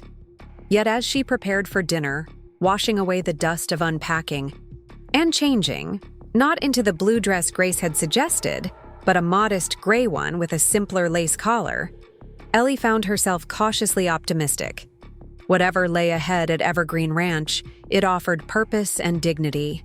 For now, that was enough. The main house was quiet when she entered at 7. A maid Ellie hadn't met directed her to a study at the back of the house, where Daniel stood, by a window, looking out at the mountains now tinged pink with the setting sun. He turned at her entrance, and Ellie was struck again by the directness of his gaze. Unlike most men in Pine Ridge, who either looked through her as if she were invisible, or assessed her with obvious calculation, Daniel Cooper simply saw her. "Eleanor," he said, the formal name somehow intimate in the quiet room. "Thank you for coming. I hope you're settling in well." "Very well, thank you. The accommodations are more than generous." He gestured to a small table set for two near a crackling fire. "I thought we might dine here rather than in the formal dining room. It's more conducive to conversation." The meal was simple but excellent. Roasted chicken, fresh bread, vegetables that must have come from the ranch's greenhouse, given the season. As they ate, Daniel outlined his vision for the school, asking for her input on everything from daily schedules to seasonal breaks. "The agricultural calendar dictates much of life here," he explained. "During planting and harvest, some of the older children may need to help their families." "That's reasonable," Ellie agreed. In Pine Ridge, many children missed school during those seasons anyway. Better to plan for it than to pretend it won't happen. As the meal progressed, their conversation shifted from professional matters to broader topics. Books they had both read, places they had visited, the changing nature of education in a rapidly modernizing world. "Robert and I traveled east several times," Ellie said, surprised to find herself mentioning her late husband so casually. "He had family in Boston. I was always struck by the differences in the schools there. So much more formal than here in Montana." "Did you prefer that style?" Daniel asked, genuinely curious. Ellie considered the question. "There were aspects I admired, the resources, the specialization. But there was a coldness to it. Children were sorted and categorized so early, their paths determined almost before they began." Daniel nodded. "I attended such a school after my mother died. My father's choice, not mine. Every boy in identical uniforms, reciting identical facts, headed for identical futures." "Yet you didn't follow that path," Ellie observed. A shadow crossed his face. "No, I had other ideas about my future. My father didn't approve." Something in his tone suggested deeper conflict than his words conveyed. Ellie hesitated, then asked, "Are your parents still living?" "My father died 10 years ago. We weren't on speaking terms by then." He refilled their water glasses, clearly indicating a change of subject. "Tell me about your approach to teaching history." Sammy mentioned you make it come alive for the students. Ellie allowed the deflection, describing her methods for engaging children in historical events, having them act out key moments, write letters as historical figures, create maps of ancient cities. History isn't just dates and battles, she explained, warming to her favorite subject. It's human stories. When children understand that real people with fears and dreams not unlike their own, shaped the past, they connect to it differently. That's precisely the approach these children need, Daniel said, his earlier reserve softening. Many of their families have histories marked by displacement, hardship, or persecution. They need to see themselves in the larger narrative. The conversation flowed easily after that, and Ellie found herself relaxing in a way she rarely had since Robert's death.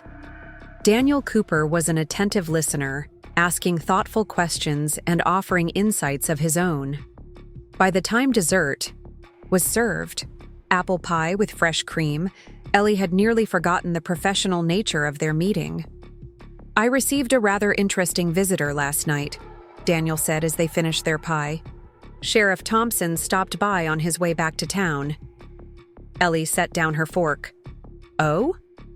"He mentioned that Victor Hawkins accosted your wagon this morning, made some insinuations about your decision to come here." Heat rose to Ellie's cheeks. "Mr. Hawkins has an unfortunate tendency to insert himself where he's not wanted." "Indeed." Daniel's voice was calm, but Ellie noticed a tension in his jaw. Ben also mentioned that Hawkins referenced Chicago and a fire. Ellie hesitated, uncertain how to navigate this topic. "He did suggest there was something about your past that I should know." "And did you ask about it?" "Not from him. Principal Wilson mentioned the incident when I resigned. She said you were cleared of any wrongdoing." Daniel was quiet for a long moment.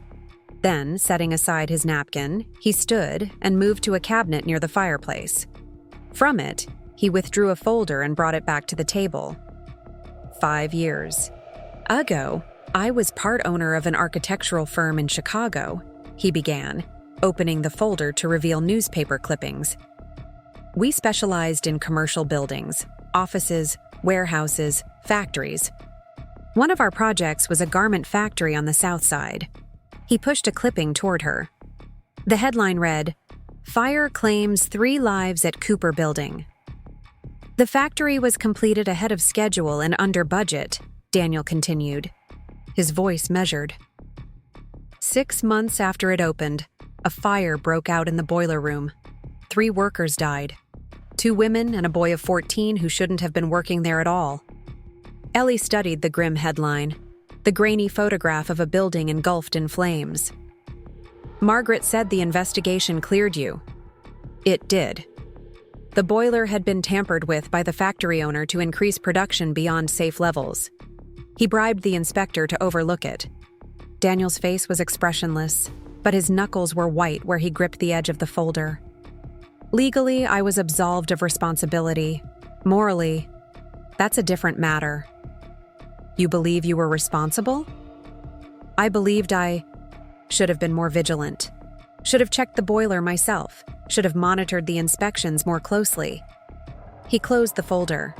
"After the investigation, I sold my share of the firm and left Chicago. I couldn't walk those streets anymore. Couldn't look at buildings I'd helped design without wondering what other corners had been cut, what other disasters might be waiting."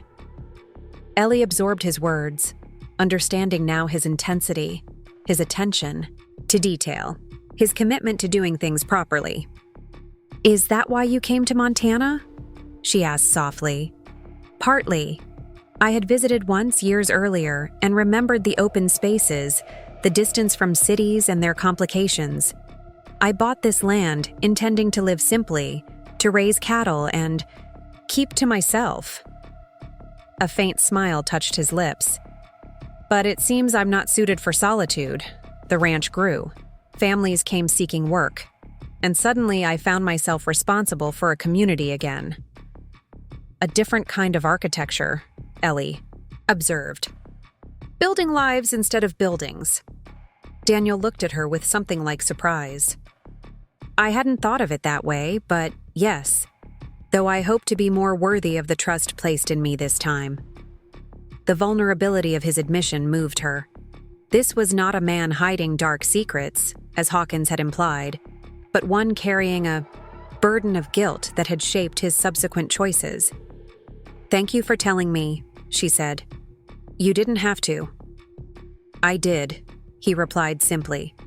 "If you're to work here, to teach these children, you deserve to know the kind of man whose employ you've entered." The word employ jarred her slightly, reminding her of the professional nature of their relationship. Whatever personal connection seemed to be forming between them, she was still his employee, dependent on his goodwill for her position and livelihood. Sensing the shift in her demeanor, Daniel stood. "It's getting late. You must be tired after your journey and unpacking." Ellie rose as well, smoothing her skirts. "Yes, I should retire. Thank you for dinner, and for your candor about Chicago." He walked her to the door of the study. "The welcome dinner for the families is tomorrow at 6. Some of the children may be shy at first, especially those still learning English." "I understand," she assured him. "I look forward to meeting them all." At the threshold, he paused. "Eleanor, I want you to know that while you are employed by the ranch, your position here is secure. Whatever happens, whether with the school, with Hawkins, or with other matters, you will always have a place at Evergreen." The promise warmed her, though she wasn't entirely sure what other matters might entail. "Thank you, Daniel. That means a great deal." Walking back to her quarters through the enclosed walkway, Ellie reflected on the day's revelations.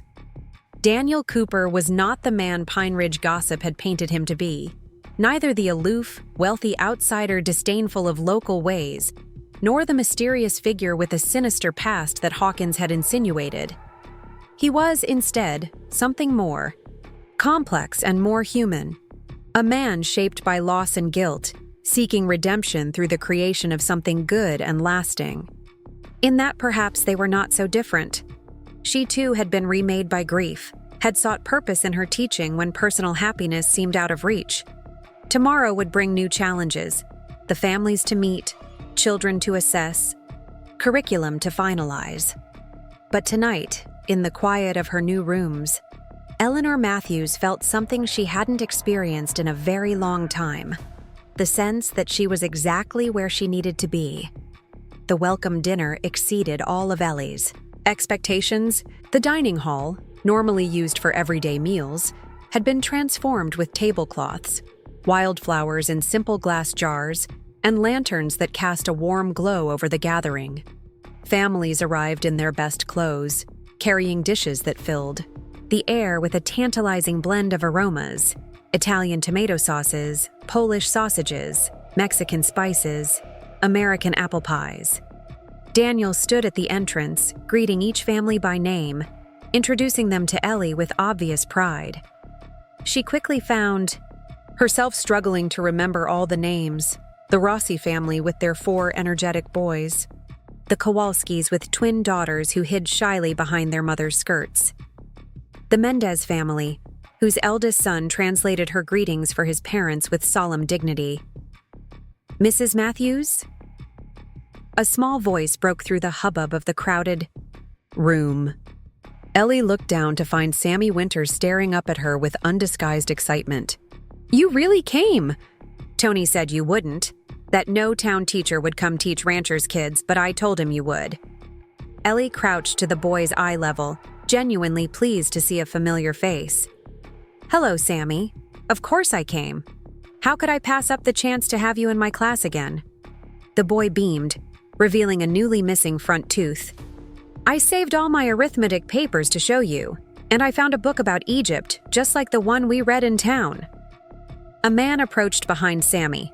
Thomas Winters, Ellie presumed, recognizing the family resemblance despite the bandage still visible beneath the man's shirt collar. He rested a hand on Sammy's shoulder. "Don't pester Mrs. Matthews, Sammy. She's meeting everybody." Thomas nodded respectfully to Ellie. "Ma'am, Good to see you properly. I was a bit out of sorts when you visited before. Mr. Winters, I'm glad to see you recovering well. Thanks to Mr. Cooper's quick thinking. Thomas's eyes shifted to where Daniel stood across the room, deep in conversation with John Reeves. He's a good man to work for, best I've known. The dinner itself was a communal affair, with dishes passed family style around long tables. Ellie found herself seated between Maria Rossi, whose English was limited, but whose expressive gestures and warm smile transcended language barriers, and Rachel Reeves, John's wife, a forthright woman who seemed to know everything about everyone at Evergreen Ranch. My boys are looking forward to proper schooling, Rachel said, serving Ellie a generous portion of roast beef. They've been making do with what I can teach them evenings, but it's not the same as having a trained teacher. Do many of the mothers teach their children at home? Ellie asked, genuinely curious about the educational background she'd be working with. Those who can, Rachel replied. Some, like Maria here, are still learning English themselves. Others work alongside their husbands and don't have the time. Daniel, Mr. Cooper, he brought in books for those who wanted them, but without someone to guide the learning. She shrugged. Children need structure, discipline, a reason to sit still and pay attention. And how many children will I be teaching? Ellie had meant to ask Daniel this earlier, but had been distracted by the tour and their subsequent conversation. 27, ages 6 to 17, Rachel answered promptly. Though Tony Rossi might not attend regularly, he's nearly a man, already working as his father's apprentice in the smithy. 27 students across 12 grade levels. It would be challenging, certainly, but not impossible. In Pine Ridge, she'd sometimes had 35 or more, though with a narrower age range. After dinner, several families presented Ellie with small welcome gifts: a hand-embroidered handkerchief from the Kowalski twins, a jar of honey from the Mendez family whose father kept beehives, a small wooden carving of a bird from Thomas Winters, who apparently whittled in his spare time. From me and Sammy, Thomas explained, a slight flush on his weathered cheeks. It's not much, but it's beautiful, Ellie assured him, turning the delicate carving in her palm. Thank you both. As the evening wound down, Daniel stood and called for attention. The room quieted, children settling under parents' watchful eyes, conversations fading to attentive silence. I want to thank you all for coming tonight to welcome Mrs. Matthews to Evergreen Ranch, he began, his deep voice carrying easily through the hall. As you know, we've been planning this school for some time.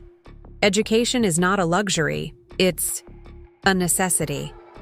It's the foundation that will allow your children to build the lives they choose, not just the lives circumstances have given them. Murmurs of agreement rippled through the gathering. Ellie noticed how the families responded to Daniel, not with the deference of employees to an employer, but with the respect of a community for a leader they trusted. Mrs. Matthews comes to us with excellent qualifications and a genuine passion for teaching, Daniel continued. But more importantly, she brings a belief that every child deserves the opportunity to learn, to grow, to discover their potential. I ask that you support her efforts, encourage your children's attendance, and work with her to make this school the heart of our community. He turned to Ellie, gesturing for her to join him. She rose, suddenly conscious of all eyes upon her, and moved to stand beside him. Would you like to say a few words? He asked quietly. She hadn't prepared anything, but looking out at the expectant faces, particularly the children, who would soon be her students, Ellie found the words came easily. Thank you for your warm welcome, she began. I'm honored to be entrusted with your children's education. Teaching is not just about books and figures. It's about helping young minds discover the joy of learning, the satisfaction of overcoming challenges, the confidence that comes from mastering new skills. She looked directly at the children as she continued. In my classroom, we will learn together. We will respect each other's backgrounds and experiences. We will celebrate our successes and learn from our mistakes. Then, turning to the parents, I welcome your involvement. Your children's education is a partnership between teacher and student, school and home, individual and community. Together, we can create something wonderful here. The applause that followed was warm and genuine. As families began to depart, many stopped to shake Ellie's hand, to offer specific information about their children, to express gratitude for her willingness to come to Evergreen. Daniel remained by her side throughout, his presence both supportive and, Ellie had to admit, somewhat distracting. There was something in the way he watched her interact with the families that made her increasingly conscious of his regard. When the last family had departed and only the staff remained to clear the tables, Daniel turned to her. You made quite an impression. They're good people, Ellie replied, eager for their children to have opportunities they perhaps didn't have themselves. Exactly. His smile was warm, his eyes crinkling at the corners in a way that transformed his usually serious countenance. That's precisely what I hoped you'd see in them. Grace bustled over, interrupting whatever else Daniel might have said.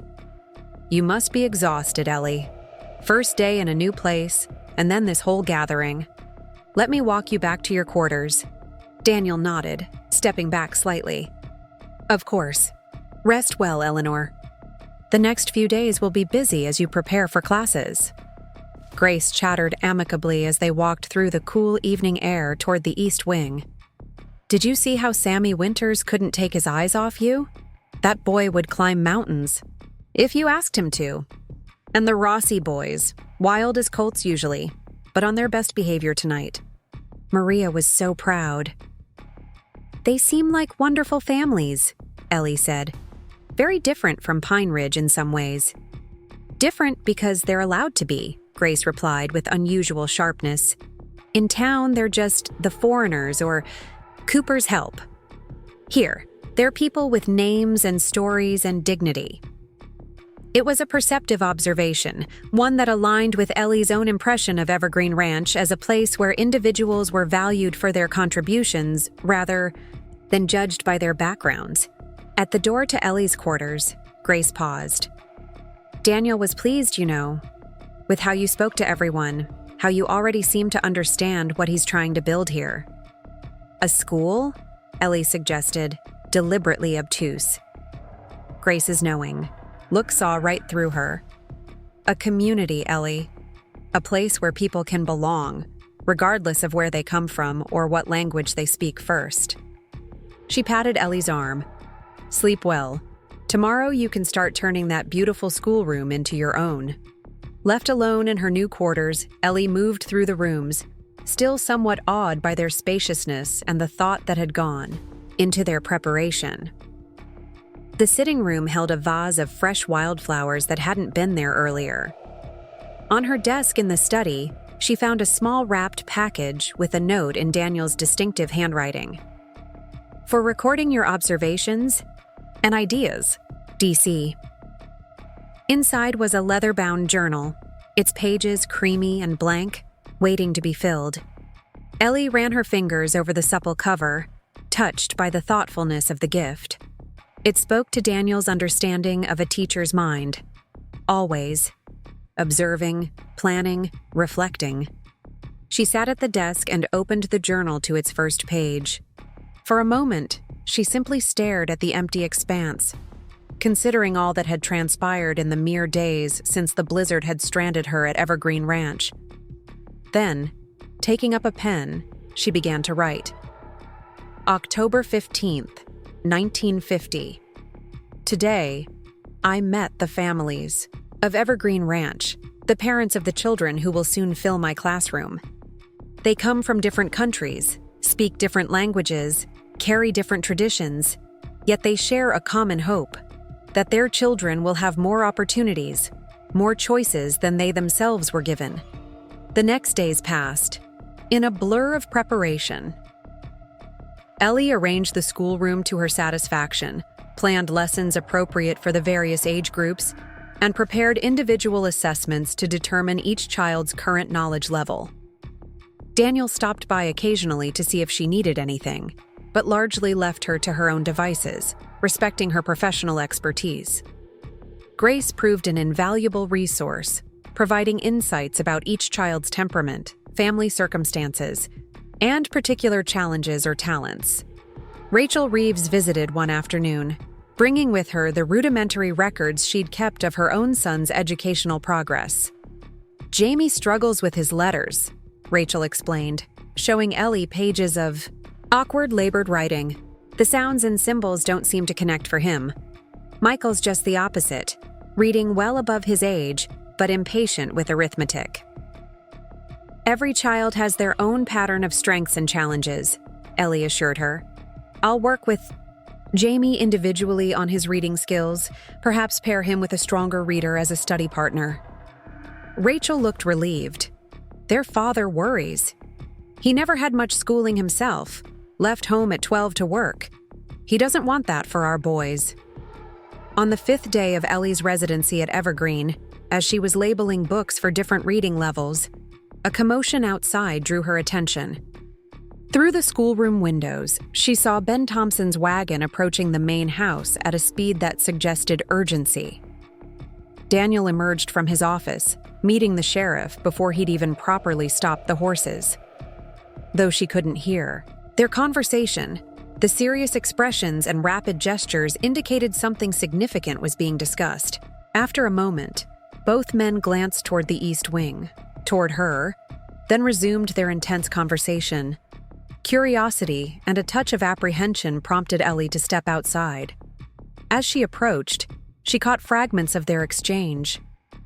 "Can't let him get away with this kind of intimidation," Daniel was saying, his voice tight with anger. "I don't disagree, but there's not much I can legally do unless—" Ben broke off as he noticed Ellie's approach. "Ellie, good to see you settling in." "Ben," she nodded, then looked between the two men. "Is something wrong?" Daniel and Ben exchanged a glance, a silent negotiation about how much to share. Finally, Daniel sighed. "Victor Hawkins filed a complaint with the town council. He's claiming I lured you away from Pine Ridge under false pretenses for improper purposes." Heat rose to Ellie's cheeks, both from embarrassment and indignation. "That's absurd. I resigned my position voluntarily. I made my own choice to come here." "Hawkins is suggesting that choice wasn't as free as it appeared," Ben explained carefully. "He's implying coercion, or at the very least, manipulation." "And the council is listening to him?" Ellie couldn't keep the disbelief from her voice. "On what grounds?" Ben shifted uncomfortably. "Hawkins has provided what he claims is evidence that Cooper was planning to acquire your property in town. Says he has documents showing Cooper intended to help push you out of your teaching position so you'd be financially vulnerable." "That's preposterous," Daniel snapped. "I've never had any interest in Eleanor's cottage." Ellie looked at him sharply. "But did you know about the council's plan to terminate my contract?" A flicker of something, guilt, perhaps, or discomfort, crossed Daniel's face. "I'd heard rumors. Pine Ridge isn't good at keeping secrets." "And you didn't think to mention this when you offered me the teaching position?" "Would it have changed your decision?" he countered. "You were already aware the council was considering changes." Ellie had to concede that point, though she didn't appreciate learning about Daniel's knowledge secondhand. "What does Hawkins hope to achieve with these accusations?" "He's demanding the council investigate," Ben replied. "Says it's about protecting a vulnerable widow from exploitation. But really, it's about punishing Cooper for thwarting his plans for your property. And about making an example of you for choosing Evergreen over Pine Ridge." Daniel's expression darkened. "Hawkins has wanted that piece of land for years. It's the last property on Main Street he doesn't control. When Robert was alive, he didn't dare push too hard." After. He hesitated, glancing at Ellie. "After Robert died, Hawkins assumed Eleanor would eventually sell. When she didn't, he began looking for leverage. My teaching position, Ellie realized. If I lost my income, you'd have little choice but to sell, Daniel confirmed. I suspect Hawkins had more influence on the council's staffing decisions than anyone realized. The implication was clear. Victor Hawkins had been orchestrating her financial vulnerability, not out of any personal animosity, but as a calculated business strategy. The revelation left a sour taste in Ellie's mouth. "What happens now?" she asked Ben. "The council's called a special meeting for tomorrow evening. They want to hear from both of you." Ben looked uncomfortable. "I'd recommend you attend, Ellie. Make it clear this was your choice." Daniel shook his head. Eleanor shouldn't have to justify her professional decisions to a council that was ready to dismiss her without cause. "I agree," Ben replied. "But if she doesn't appear, Hawkins will control the narrative. And trust me, his version won't be flattering to either of you." Ellie considered the situation. The prospect of facing the town council, of confronting the gossip and judgment she'd tried to leave behind, was deeply unappealing. Yet the alternative, allowing Victor Hawkins to spread falsehoods about her and Daniel, was worse. "I'll go," she decided. "This needs to be addressed directly." Daniel studied her face. "Are you certain? You don't owe Pine Ridge any explanations." "Perhaps not," she agreed. "But I do owe myself the dignity of setting the record straight." She turned to Ben. "We'll both attend." After Ben departed, promising to inform the council of their intention to appear, Daniel walked with Ellie back toward the schoolhouse. His usual confident stride was measured, his expression troubled. "I should have told you about Hawkins's influence on the council," he said finally. "I didn't want to appear as though I was rescuing you from a situation I knew about in advance." "Were you?" Ellie asked directly. "Rescuing me?" Daniel stopped walking, turning to face her fully. "No, I wanted a teacher for Evergreen, the best teacher I could find. Everything I told you about my plans for the school was true. If my timing happened to coincide with Pine Ridge's short-sightedness, that was fortunate for me but not calculated." His sincerity was evident, his gaze steady as it met hers. Ellie found herself believing him, not just because she wanted to, but because his actions since her arrival had consistently demonstrated his commitment to education and to the families of Evergreen Ranch. "I believe you," she said simply. "But the council may not be so easily convinced." "Let them think what they will," Daniel replied. "The truth doesn't change based on their opinion of it." That evening, Ellie found it difficult to concentrate on her lesson preparations. The prospect of returning to Pine Ridge, of facing the council and Victor Hawkins's accusations, weighed heavily on her mind. She paced her sitting room, rehearsing what she might say, how she would maintain her composure under what would surely be uncomfortable questioning. A gentle knock at her door interrupted her thoughts. She opened it to find Daniel standing there, a folder in his hand, his expression serious. "May I come in? There's something you should see before tomorrow's meeting." Ellie stepped back, allowing him to enter. He moved to her desk, placing the folder down and opening it to reveal several official-looking documents. "These are copies of all correspondence between myself and Margaret Wilson regarding the school at Evergreen Ranch," he explained. "As you can see, the first letter dates from nearly 4 months ago, long before the council began considering your position." Ellie scanned the letters, recognizing Margaret's formal handwriting. The documents detailed Daniel's initial inquiry about hiring a qualified teacher, Margaret's suggestion that she might be able to recommend someone suitable, and subsequent discussions about curriculum requirements and teaching credentials. "Margaret knew about your plans for a school? All this time?" Ellie was stunned. The principal had never mentioned these communications, not even when Ellie had resigned. "She did," Daniel confirmed. "I asked her to keep our discussions confidential until I had everything in place. I didn't want to create expectations I couldn't fulfill if the project fell through. But why didn't she tell me when I resigned? When she mentioned the Chicago fire?" Daniel's expression tightened slightly at the mention of the fire. I can't speak to Margaret's motives. Perhaps she felt it wasn't her place to explain my intentions.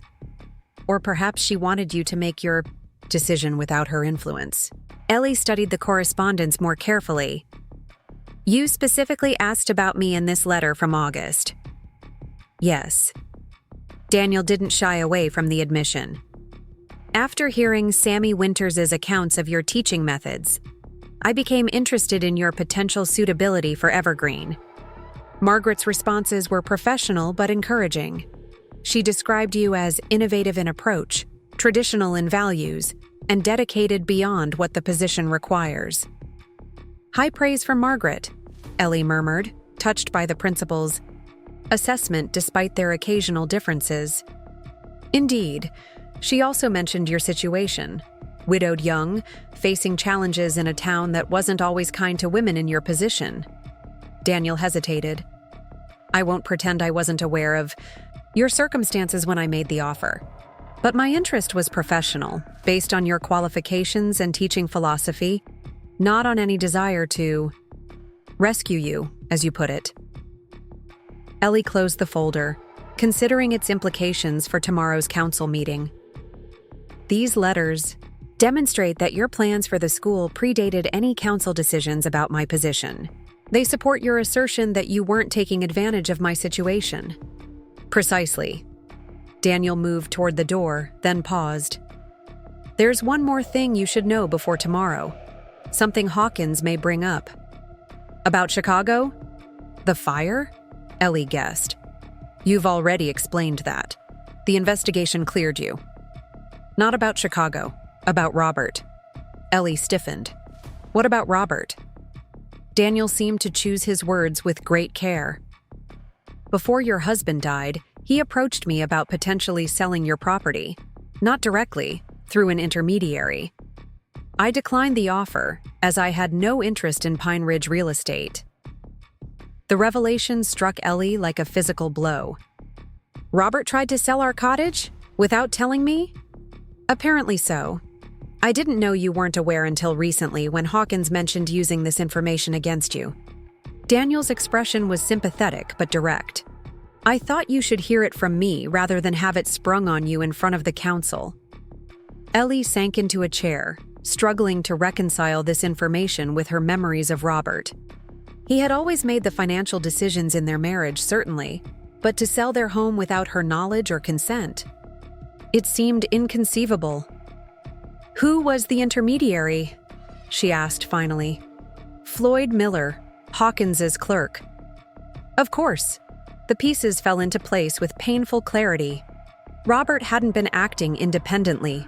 He'd been approached by Hawkins, perhaps pressured or manipulated, just as Hawkins had tried to pressure Ellie after Robert's death. Thank you for telling me, she said quietly. It's difficult to hear, but better to be prepared. Daniel nodded, his expression grave. I'm sorry, Eleanor. I didn't want to add to your burden, but Hawkins won't hesitate to use this against you to suggest that you're naive or easily misled. After he left, Ellie remained seated for a long time, staring at nothing, her mind spinning with this new information about her late husband. Had she ever truly known Robert? Had there been other secrets, other decisions made without her knowledge or consent? More importantly, how would this revelation affect her ability to face the council tomorrow with the dignity and clarity she had promised herself? She had left Pine Ridge believing she was finally taking control of her own life, making her own choices. Now, with this shadow from the past emerging, she wondered if she had ever been as independent as she'd believed. Outside her window, the mountains caught the last light of day, turning golden against the deepening blue of the evening sky. Evergreen Ranch spread below, peaceful and orderly, the buildings arranged with purpose, the land cultivated with care. In just a short time, this place had come to represent possibility, not just a new position, but a new community, a new understanding of herself. Whatever Victor Hawkins might say, whatever the council might believe, Ellie knew one thing with absolute certainty. Her decision to come to Evergreen had been her own. No manipulation, no coercion, no desperation had driven her choice. Only the clear-eyed recognition of an opportunity that aligned with her values and aspirations. Tomorrow, she would return to Pine Ridge not as a woman fleeing judgment, but as one ready to face it with the confidence that came from knowing her own mind. Pine Ridge looked smaller somehow as Daniel's wagon approached the outskirts of town. Ellie sat beside him, straight-backed in her best navy dress, hair neatly pinned, hands folded in her lap to disguise their slight tremor. The folder containing Daniel's correspondence with Margaret Wilson rested beneath her folded hands, a shield of sorts against what awaited them. "You don't have to do this," Daniel said, not for the first time since they'd departed Evergreen that morning. "I can speak to the council alone." "We've been through this," Ellie replied, watching the familiar buildings of Main Street draw closer. "If I don't appear, Hawkins will claim it proves his point, that I've been coerced or manipulated." Daniel's jaw tightened, but he nodded. Since learning of Hawkins's accusations, a cold anger had settled over him, visible in the rigid set of his shoulders and the clipped precision of his words. Ellie found his indignation on her behalf both touching and slightly concerning. An emotional response, however justified, wouldn't serve them well before the council. "We should approach this calmly," she reminded him as they reached the town square. "Present the facts without defensiveness."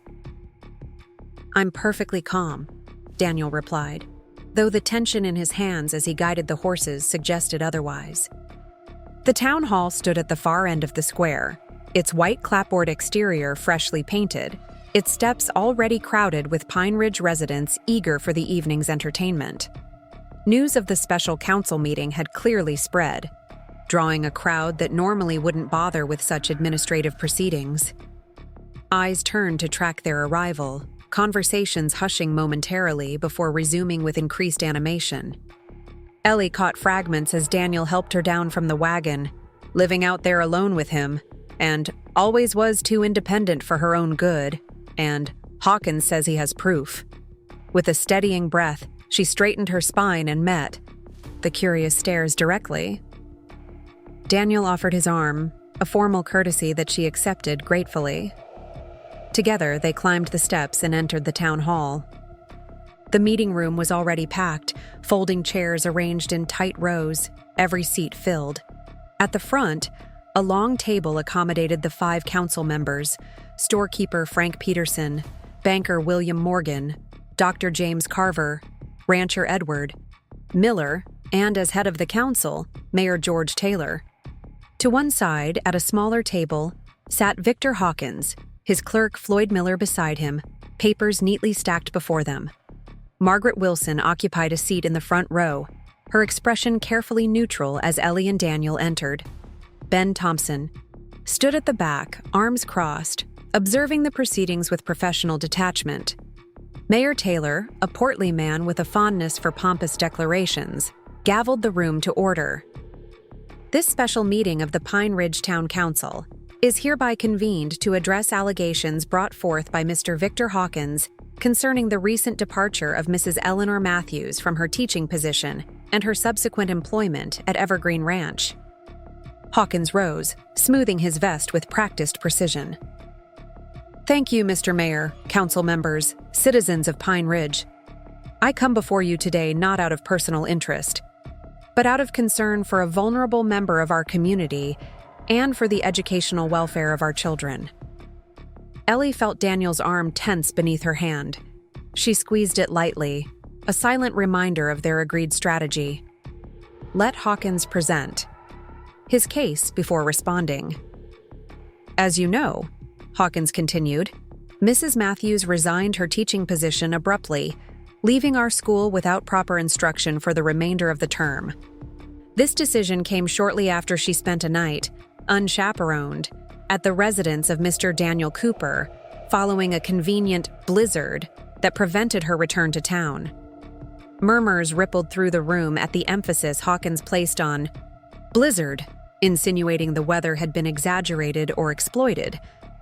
I submit to the council that this sequence of events was not coincidental, but carefully orchestrated by Mr. Cooper to secure both Mrs. Matthews' services and, eventually, her property, the last parcel on Main Street not under proper commercial development. Mayor Taylor cleared his throat. That's a serious accusation, Mr. Hawkins. Do you have evidence to support it? Indeed, I do. Hawkins gestured to Floyd, who passed a document to the council. This is a memorandum of understanding, drafted but never executed, between myself and the late Robert Matthews regarding the potential sale of the Matthews property. Robert understood the commercial value of that location and was prepared to sell before his untimely death. Ellie's fingers tightened on the folder in her lap. So it was true. Robert had indeed been negotiating with Hawkins behind her back.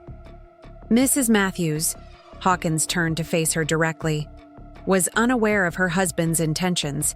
After his passing, she refused all reasonable offers for the property, demonstrating a sentimental attachment that, while understandable in a widow, was economically imprudent given her limited means.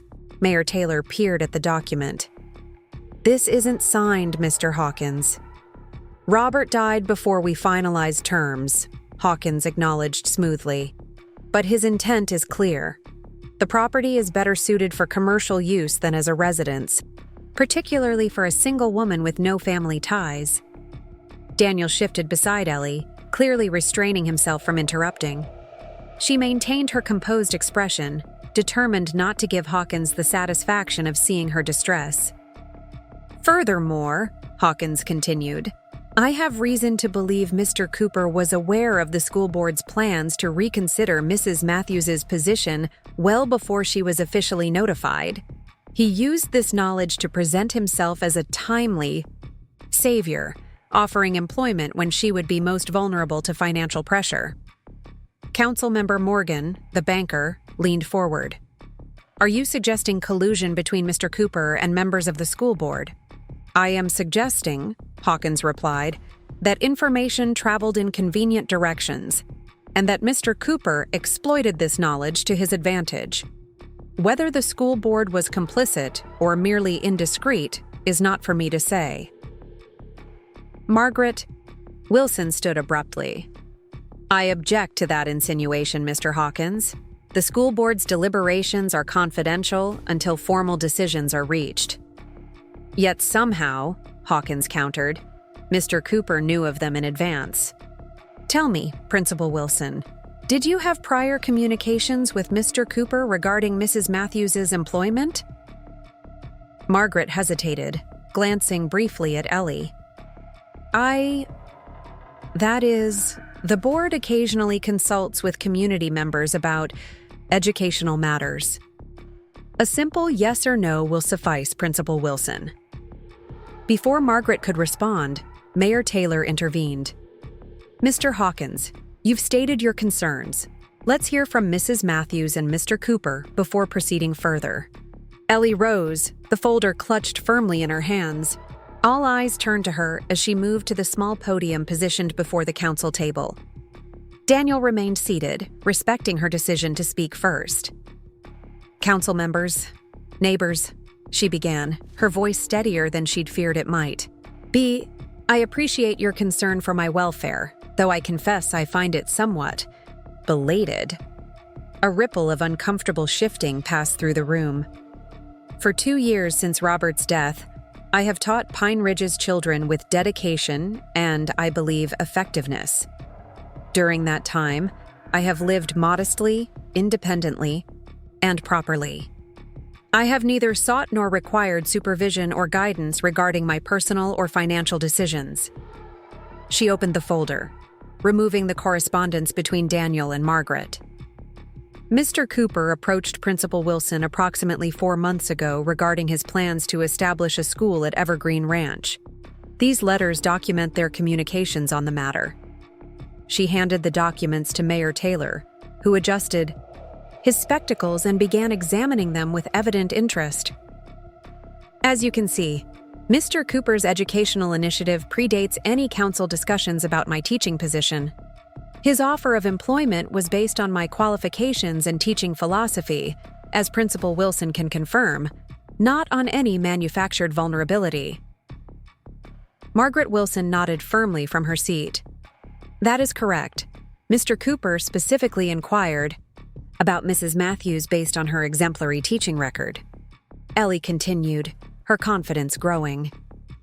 As for the night I spent at Evergreen Ranch during the blizzard, a very real blizzard, as Sheriff Thompson can attest, I was properly accommodated in a guest room, with Mrs. Sullivan present as chaperone. Mr. Cooper behaved as a gentleman throughout, concerned only for my safety given the dangerous weather conditions. She turned slightly, addressing Hawkins directly. Regarding my property, Mr. Hawkins is correct about one thing. Robert did consider selling it without my knowledge. I learned this only recently, and find it deeply troubling that my late husband would contemplate such a significant decision without consulting me. Hawkins's eyes narrowed at this direct confrontation, but Ellie pressed on. However, the fact remains that Robert did not sell the property before his death, and as his widow, I inherited full legal ownership. I have declined Mr. Hawkins's offers, not out of sentiment or economic imprudence, but because I have no desire to sell at any price. The cottage is mine, and I intend to keep it, regardless of my employment at Evergreen Ranch. She paused, surveying the room. Many faces showed surprise at her forthright manner, the plain widow Matthews speaking with such clarity and confidence. My decision to accept Mr. Cooper's offer was based on professional opportunity, not financial necessity. At Evergreen, I will teach children from diverse backgrounds who have had limited access to education. I will develop curriculum without the constraints that sometimes hamper public schools. I will grow as an educator while contributing to a community that values learning. She closed the folder and placed it on the podium. That is the simple truth of the matter. No coercion, no manipulation, no vulnerability exploited. Just a teacher accepting a position that aligns with her values and aspirations. As she returned to her seat, Daniel rose to take her place. His expression held a mixture of admiration and determination. "Council members," he began, his deep voice carrying effortlessly through the hall. "I won't belabor points Mrs. Matthews has already addressed so eloquently. I will, however, clarify a few matters regarding my own intentions."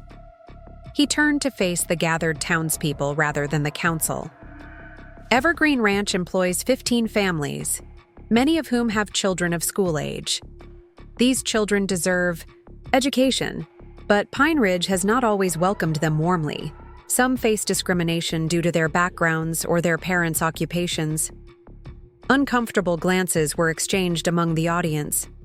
Everyone knew the prejudice that existed against the immigrant workers at Evergreen, though few would acknowledge it openly. I conceived the idea for a school at the ranch last spring, after several incidents involving ranch children at the Pine Ridge School. Daniel's gaze swept the room. Incidents that were not adequately addressed by school authorities. Margaret Wilson shifted in her seat but didn't contradict him. I approached Principal Wilson because I respect her professional judgment, despite our occasional differences of opinion. She recommended Mrs. Matthews without reservation, describing her as innovative, dedicated, and committed to seeing the potential in every child. Daniel turned back to the council. As for Mr. Hawkins's insinuations about my interest in the Matthews property, they are entirely false. I have no commercial interests in Pine Ridge and no desire to acquire real estate here. My focus is, and has always been, Evergreen Ranch and the community we're building there. Mayor Taylor adjusted his glasses. Mr. Cooper, can you address the timing of your employment offer to Mrs. Matthews?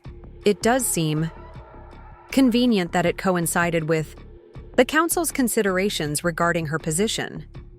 The timing was fortunate, certainly, Daniel acknowledged, but not calculated. I had been planning to approach Mrs. Matthews formally after the winter term concluded.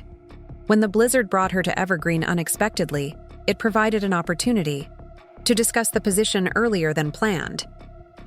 And you had no prior knowledge of the council's intentions regarding her employment. Daniel hesitated, glancing at Ellie.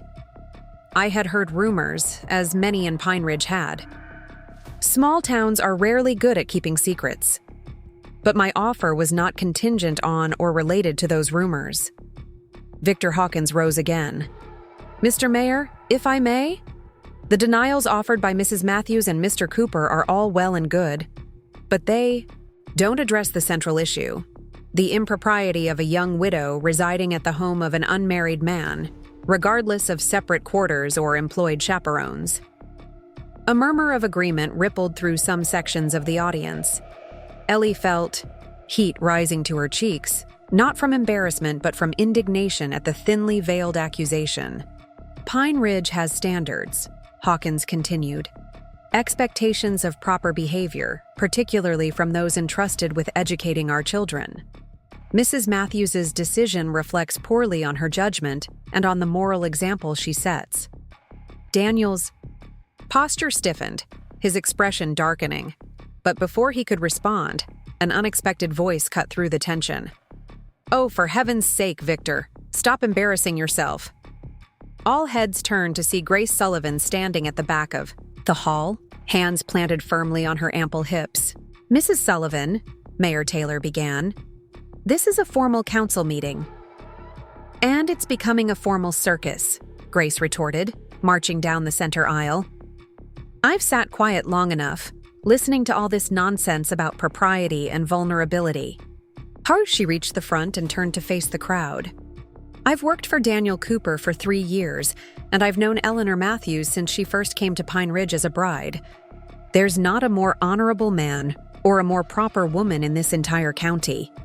Hawkins attempted to interject, but Grace silenced him with a glare that could have withered an oak tree. Eleanor has her own wing at Evergreen, separated from the main house, with her own entrance and private quarters. She takes her meals either alone or with the ranch families in the communal dining hall. Daniel has shown her nothing but professional respect and courtesy. Grace's voice softened slightly as she continued. As for standards and expectations, perhaps Pine Ridge should examine its own. A town that would dismiss a dedicated teacher because she's a widow who dares to live independently? A town that would gossip about a woman caught in a blizzard rather than express gratitude she wasn't frozen to death in a ditch. Several audience members looked away, unable to meet Grace's direct gaze. The children at Evergreen deserve education, just as much as the children in town. Eleanor Matthews is providing that education with the same dedication she showed here. If anyone should be ashamed, it's not her. A long silence followed Grace's speech. Even Hawkins seemed momentarily at a loss for words. Finally, Mayor Taylor cleared his throat. Thank you, Mrs. Sullivan, for your passionate perspective. The council will take it under advisement. He glanced at his fellow council members. I believe we've heard sufficient testimony on this matter, unless there are further questions. Dr. Carver leaned forward. I have one for Mrs. Matthews. He adjusted his spectacles, peering at Ellie with genuine curiosity. Are you happy at Evergreen Ranch? Is this position truly what you want? The simplicity of the question caught Ellie by surprise. Amid all the complex accusations and defenses, no one had asked about her happiness, her desires. Yes, she replied without hesitation. The school at Evergreen offers me the opportunity to teach without constraint, to reach children who truly need education, to grow professionally in ways Pine Ridge couldn't accommodate. I am happier there than I've been in a very long time. Dr. Carver nodded, seemingly satisfied. Then I see no reason for further council involvement. Mrs. Matthews is a grown woman, capable of making her own decisions. She has broken no laws, violated no contracts. The school board accepted her resignation. Her property remains her own. What she does with her life and her talents is her business, not ours. Hawkins surged to his feet. Dr. Carver, surely you can't dismiss the moral implications. The only moral implication I see, Dr. Carver interrupted firmly, is the impropriety of this town believing it has the right to dictate a widow's choices when she has conducted herself with perfect propriety. Mayor Taylor, sensing the shift in the room, seized the opportunity to bring the matter to a close. I propose we consider this matter resolved. Mrs. Matthews has made her choice. Mr. Cooper has established a school for his workers' children, and Pine Ridge must now focus on finding a suitable replacement teacher for our own school. The vote was quick and decisive.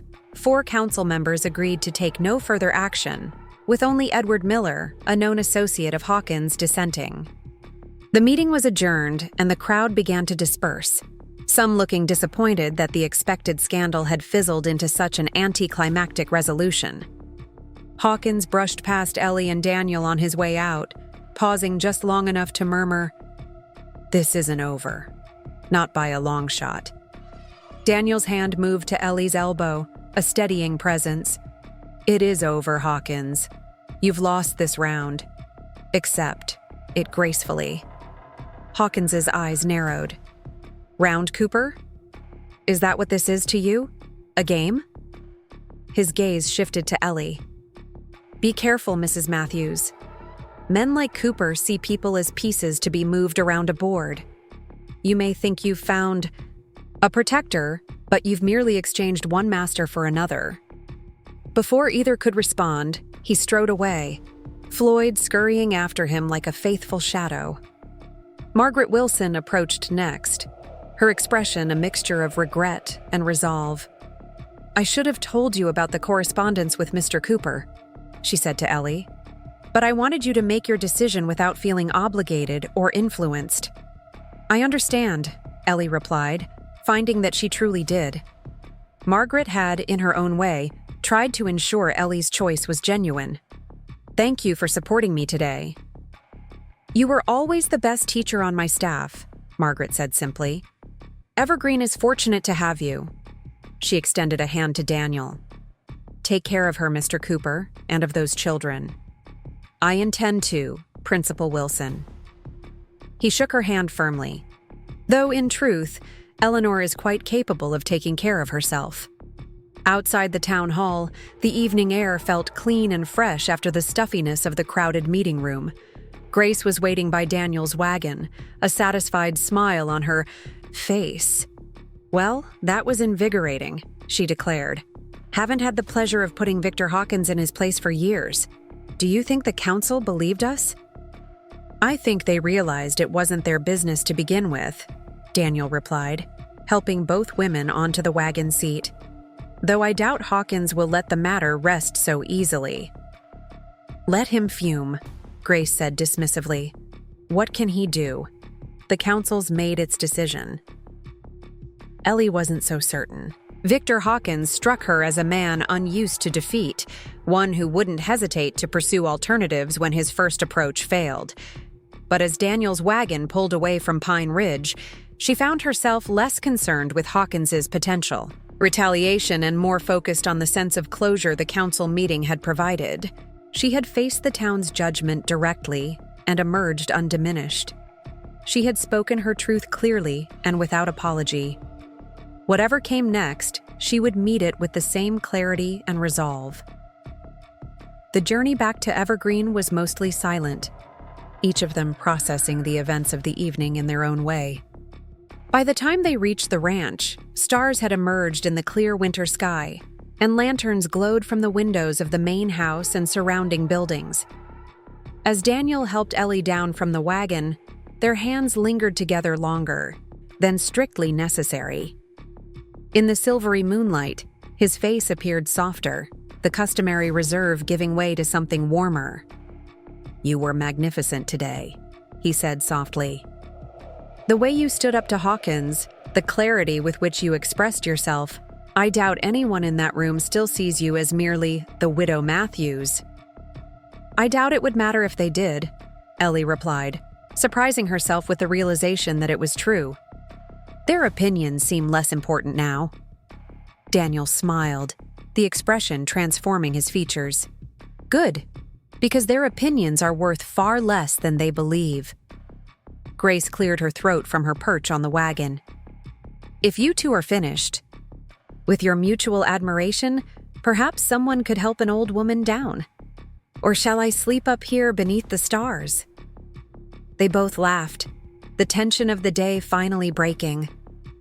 Daniel assisted Grace, who immediately announced her intention to prepare a late supper, as council meetings always leave me famished, even when they're as satisfying as this one. Ellie found herself reluctant to part from Daniel's company, despite the lateness of the hour and the emotional drain of the day. "Would you like to join me for a cup of tea before retiring? I find I'm not quite ready for sleep." Something flickered in his eyes. Surprise, perhaps, or pleasure at the invitation. "I'd like that very much." In her private sitting room, with a fire crackling in the hearth and steam rising from their teacups, Ellie felt a sense of peace she hadn't expected after such a confrontational day. Daniel sat across from her, his long frame relaxed in the comfortable chair, his expression thoughtful. "What are you thinking?" she asked. He considered the question before answering. "I'm thinking about courage, the quiet kind that doesn't announce itself with grand gestures, but simply does what must be done despite fear or uncertainty." "I wasn't particularly courageous today," Ellie demurred. "I merely told the truth." That in itself requires courage, especially when the truth contradicts what others prefer to believe. He set his teacup down. "You could have remained in Pine Ridge, Eleanor, accepted their limitations, their judgment, their narrow vision of what your life should be. Instead, you chose a different path, knowing it would invite criticism and speculation." "I chose what was right for me," she said simply. "For the first time in a very long time, perhaps ever, I made a decision based solely on what I wanted, not what was expected." Daniel's gaze was steady, appreciative. "That's precisely what I mean by courage." A comfortable silence settled between them, broken only by the soft crackling of the fire. Outside, the wind had picked up, whistling around the eaves of the house, but within the sitting room, all was warm and still. "What happens now?" Ellie asked finally. "With the school, with Hawkins, with everything." "The school continues as planned.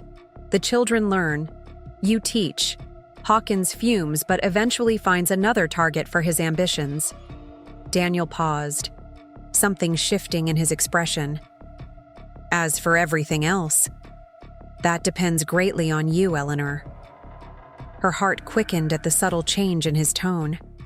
"On me?" "These past weeks, watching you with the children, seeing how naturally you've become part of this community." He hesitated, then continued with careful precision. "I find myself hoping that Evergreen might become more than just a place of employment for you, that you might come to see it as home." "I already do," she admitted softly. "More than Pine Ridge ever was." His eyes warmed at her words. "I'm very glad to hear that, because I've come to value your presence here beyond what I can adequately express. Not just as a teacher, though you're exceptional in that role, but as yourself, as Eleanor." The use of her given name, spoken with such evident feeling, created a flutter of warmth in her chest. "Daniel, I don't wish to presume," he continued quickly. "I know your position here is still new, and you're still establishing yourself independently. The last thing I want is to compromise that independence or to make you uncomfortable in any way." "You haven't," she assured him. "Quite the opposite, in fact." A cautious hope flickered in his eyes. "Then perhaps, in time, you might consider allowing our relationship to evolve beyond its current boundaries. Not immediately, not until you're certain, but someday." Ellie found herself deeply touched by his restraint, his careful respect for her autonomy and newfound independence. Many men, most men she had known, would have pressed their advantage, expected gratitude, demanded acknowledgement of their position and power.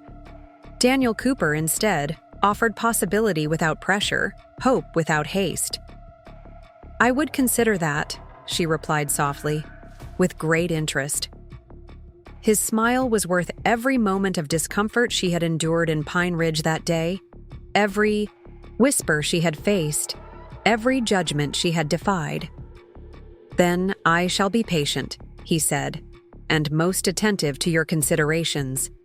Later, after Daniel had bid her good night and retired to the main house, Ellie stood at her bedroom window, gazing out at the moonlit landscape of Evergreen Ranch. In the distance, mountains rose against the star-studded sky, solid and unchanging.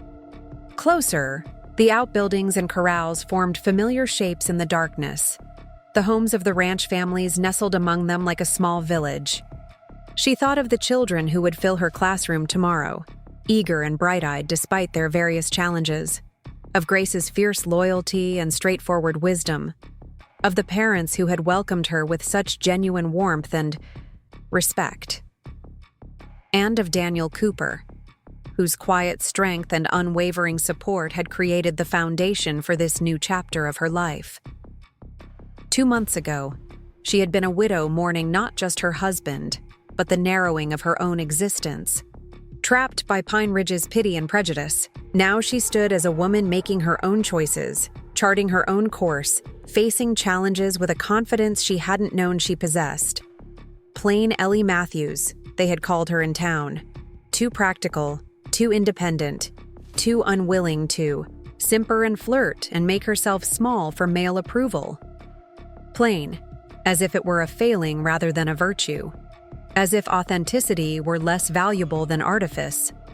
But here at Evergreen, her plainness, her straightforward manner, her focus on substance over style, her genuine rather than performed femininity, was respected, even admired.